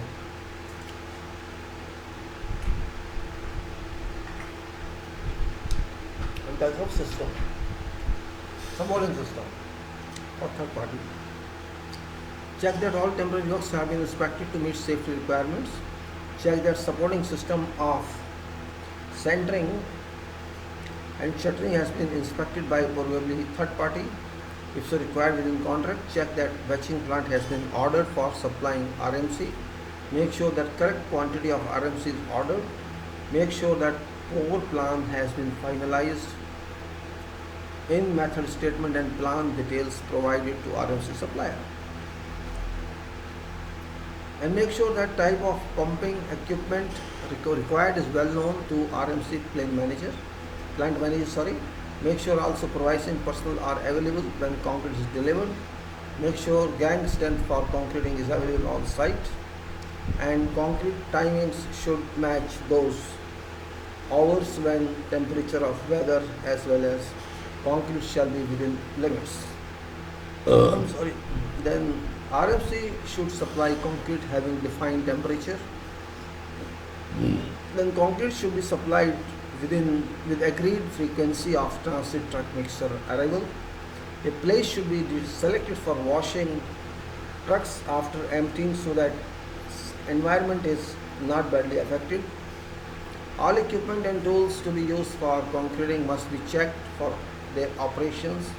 Vibrators and standby must be checked to be in order. All curing arrangements should be made available on site to initiate timely curing. For major slabs, construction joints must be prepared in advance, and also stop ends for emergency should be prepared to avoid fabrication rush during odd hours. Carpenters as well as steel fixers must be available and on and below slab portion to be cast. Electricians should be available to check conduits displacement. In case of additional disability as inserts, relevant technicians must also be available. Positioning of pump location should be clear of all obstructions. Positioning of truck should also be clearer. Similarly, then adequate electrical supply arrangements must be kept intact throughout. In case of advice whether it may also be required to shade placing area, but it is not a common practice. All on-site tests must be conducted before receiving concrete trucks. Leave test a location for reaching pump location for delivery. Quality engineer has to conduct all on-site tests and collect cube as samples. All defective trucks would be sent back after rejection, but it rarely happens. Since pouring slab is a fast activity, intense supervision and controls are required to be effective on all respects. Some sort of mechanical arrangements could be made to meet any some accidental contingency. Drinking water or cold liquids for consumption must be made available on location for gang to drink to avoid dehydration or sunstroke. For food time on tea time a few minutes break would require standby replacement that must be made available on site. For workers, passive movements replacements should be made available. Beams have to be poured first but not full. Then concrete should not be poured into beams directly, received on slab edges to avoid impact on beam sides, forms to avoid opening or dislocation of forms. Concrete should start from one end and go on completing after first stage beams are completed. Second stage should give concrete its level in right profile. Then if temperature is high, immense production of surface has to be taken. In case of two pumps or three pumps are installed, concrete can be started from as many locations as are number of pumps available, but no cold joints are allowed. Concrete pour plan should provide all details and site supervisor must be handed and explained plan in detail so that communication is made to all present on pour locations. Carpenters available must carpenters available carpenters available must keep a watch from below that no support should yield or whatever any concrete comes out from forms or there is some other problem. Similarly, steel fixers have to check that no bars are dislocated, and if so, immediate reinstatement of bars should be done. And in case of applications required by power float, it has to be made sure that concrete is hard enough before applying power float. Then in case immediate cracks are seen, must be filled with cement and sand in form of grouting on wet concrete. Cover slab with polythene sheet or spray.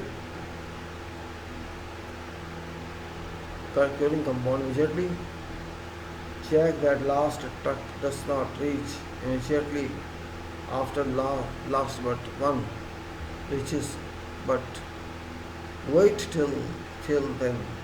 Wait till all previous concrete is consumed. Make sure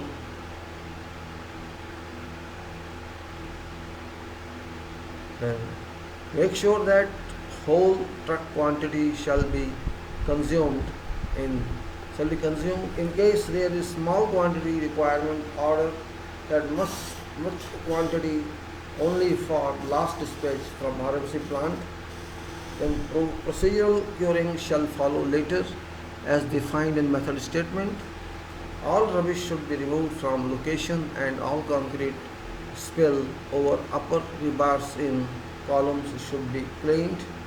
Concrete shall be leveled to fix top profile and ensure that level of pour concrete is fine and not above fixed line. Do not allow worker or person to walk on finished surface until concrete sets properly. So this is regarding can say our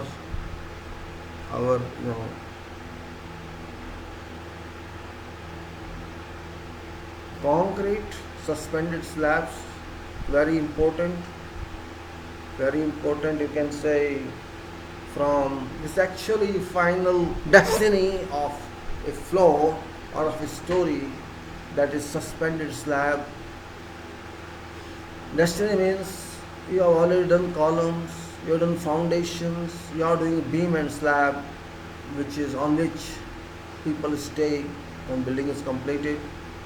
This is unit of a story, which is construction of columns, beams and slab, on which another one rests and on which another rests, and it goes like that. So it's called roof. Actually, this is not roof, this is floor slab, but if you say in the ordinary language, people say we should have roof on our head. They say like that. Then nobody speaks slab.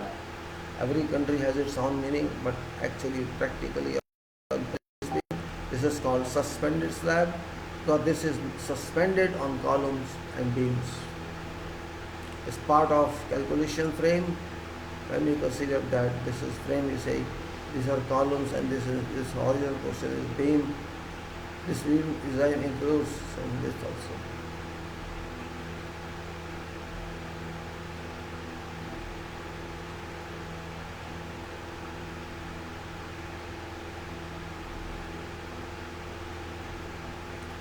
So what I say, this is destiny item.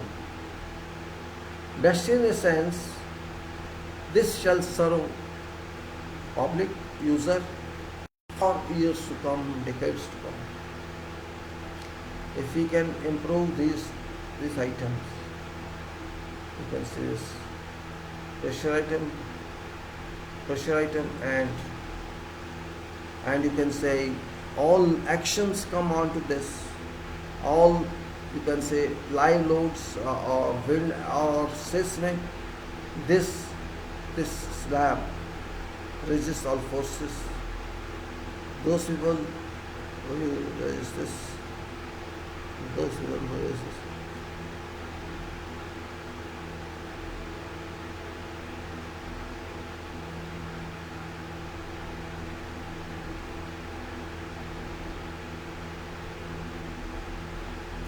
Because it's a destiny item, we have to be very careful about this. Actually, slabs, these beams and these columns are considered one unit in calculations. When we say framing, we calculate this column, these beams and slabs, one frame. To get my point, my statement is very simple, and that is, how can I explain that? Let me say, yeah, better you understand. I explained many times. Maybe you don't understand. Just like I said in this, I'm not sure if you are confused otherwise. I shall give an example that I previously worked out for you people. Maybe you will not remember that. This is that one. See, what I'm talking now is, this is, you can say, this paper was there. I don't know if that. Some people are mixed up here. So, frame, what I mean to say, for common person, that is not difficult one, that is easy one.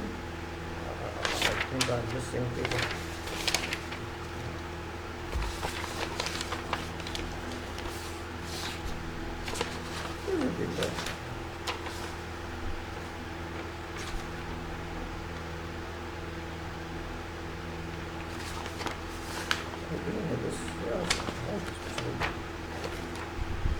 Let us say exactly what I should say. Let me understand this. Let me cross like that. Let us say roughly, you can say this, if you go like this, vertical portions are columns and horizontal portions are beams, and in beams itself there are slabs. So this is many story, and this is actually framing for general purpose. That is framing, and what I am saying here is, I couldn't find that paper. I can say, let us say, these are 4 columns here, these are 4 columns here. And when I say here's a slab, this slab and these columns, and foundation of course, These vertical columns and this slab, this is called structural frame.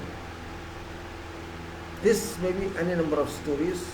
Slab, load comes on slab, this dances like this, sagging or hogging, sagging and hogging, you can say it's like this, This is slab here, it's like that. This is slab here. I'm standing on slab, lintel we call it. Studying this goes like this, like this. Depending on load, it goes like this, like this, like this, up and down, up and down. Depending on up and down, up and down. Beams too move with that. It goes like this, This is called sagging, and this is called hogging. This is technical word. When we say this is flat, there's no deflection. Now it's flash. There's no deflection. It's horizontal, 0 angle. But when it goes, say, up this way, this upper deflection, this is called hogging, Hogging. And again it comes back. It goes down again.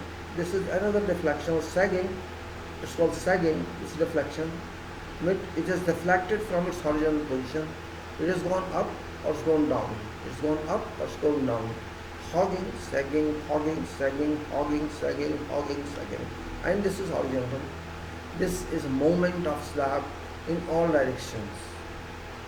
And when there's a support here, support is like this, say walls here or column here, walls here or column here. This is called framing, structural framing.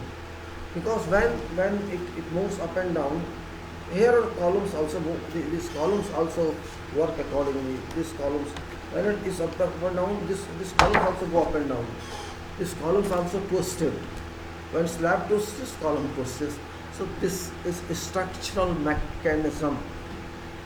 It looks stationary to you, the building is stationary, but in fact building is never stationary. There are forces which trying all time to disturb building. Forces, live loads, you can, first is the dead load itself. Weight of slab, weight of column, all this weight is called dead weight, means these are dead, no one can change that. There's that weight. Then there's another weight that is coming on that. My weight, my luggage weight, my items weight, bed, table, whatever is changeable, what is movable, that is live load. That keeps on changing every moment, every day, whole life. And then there is this different natural impacts. Wind action, wind applies onto me 140 kilometer, 10 kilometer, 15 kilometer, 0 kilometer, 160 kilometer at this height.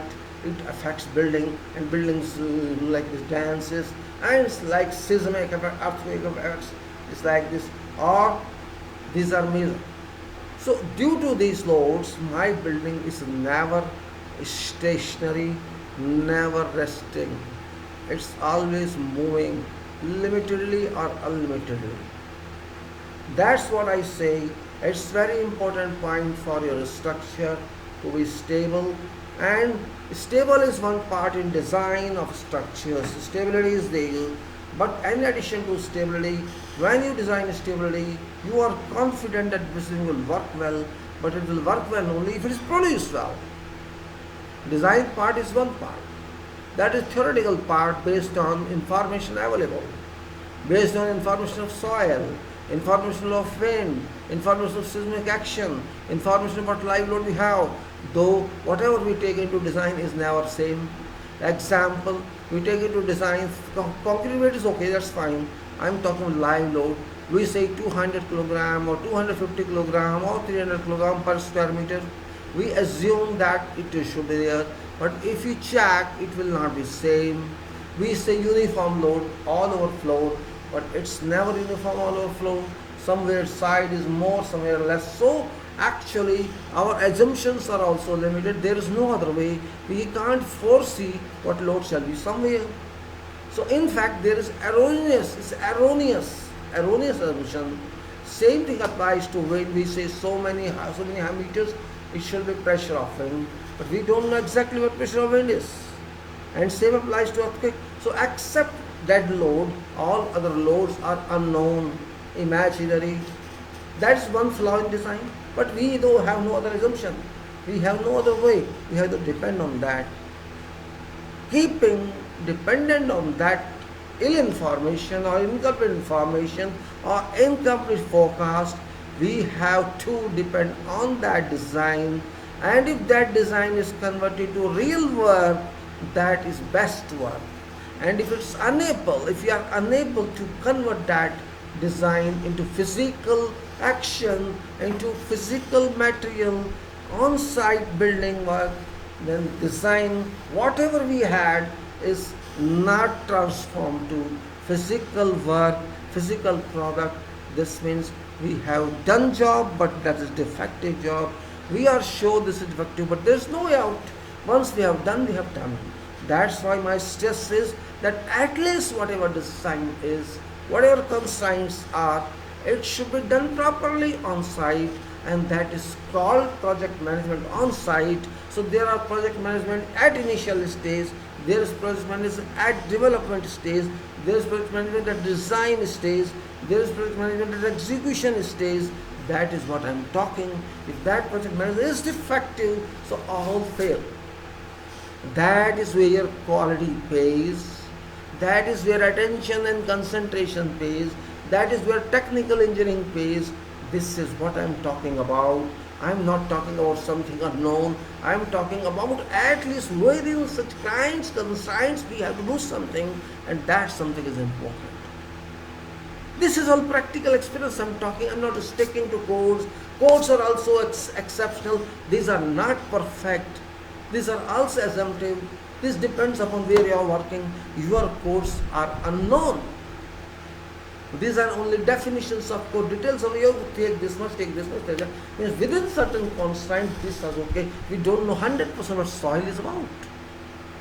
We do investigation, we do everything. We do concessions here, concessions there, safety here, safety there. Then we assume something. Laboratory guy assumes something else. Ultimately, it's also not 100%. But whatever is there is solving, is helping us our problem. It tells us at least you adopt this value for this parameter. So we do that. That is what is required in quality. At least if you do that, which is known to us, or which we assume, or which is suggested by investigators, suggested by experts, if we at least take that, building will be some good product. It shall be some good product. Example, we don't know even concrete. We are assuming concrete as resistors, but every batch is different. There is no guarantee of gradation. There are graphs and all that. There are curves and all that. Everything is fine, but in reality, this is not 100% correct. It's not 100% correct. Which means we have to rely on whatever information we have in design or in codes or somewhere else, but that is reliance only. That is not exact. Therefore, whatever quality we can achieve, that must be according to information we have. And if we achieve that one, it's good. But we cut there also, we don't do that also. And that is lapse of quality.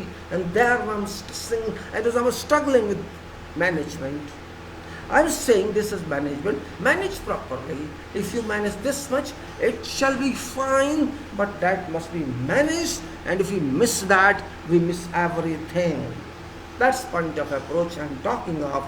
This is very important point, and it's not means you will not find all this explanation in any kind of syllabus of engineering. This is based on your own experience. Every engineer has different experience. Every scholar has different experience. If you have real experience, we will talk reality. If you have only imaginary book-based experience, we cannot talk facts. Engineering means facts, as many facts as possible, and keep off as many imaginations as imaginary. Better come to facts to 80%, 70%, 60% acceptance, if not 100% accept. That is where life stands, and as much as facts means we have to keep certain exceptions, and we have to delete something, we have to omit something, we have to add something, but whatever maximum standard you can take in quality.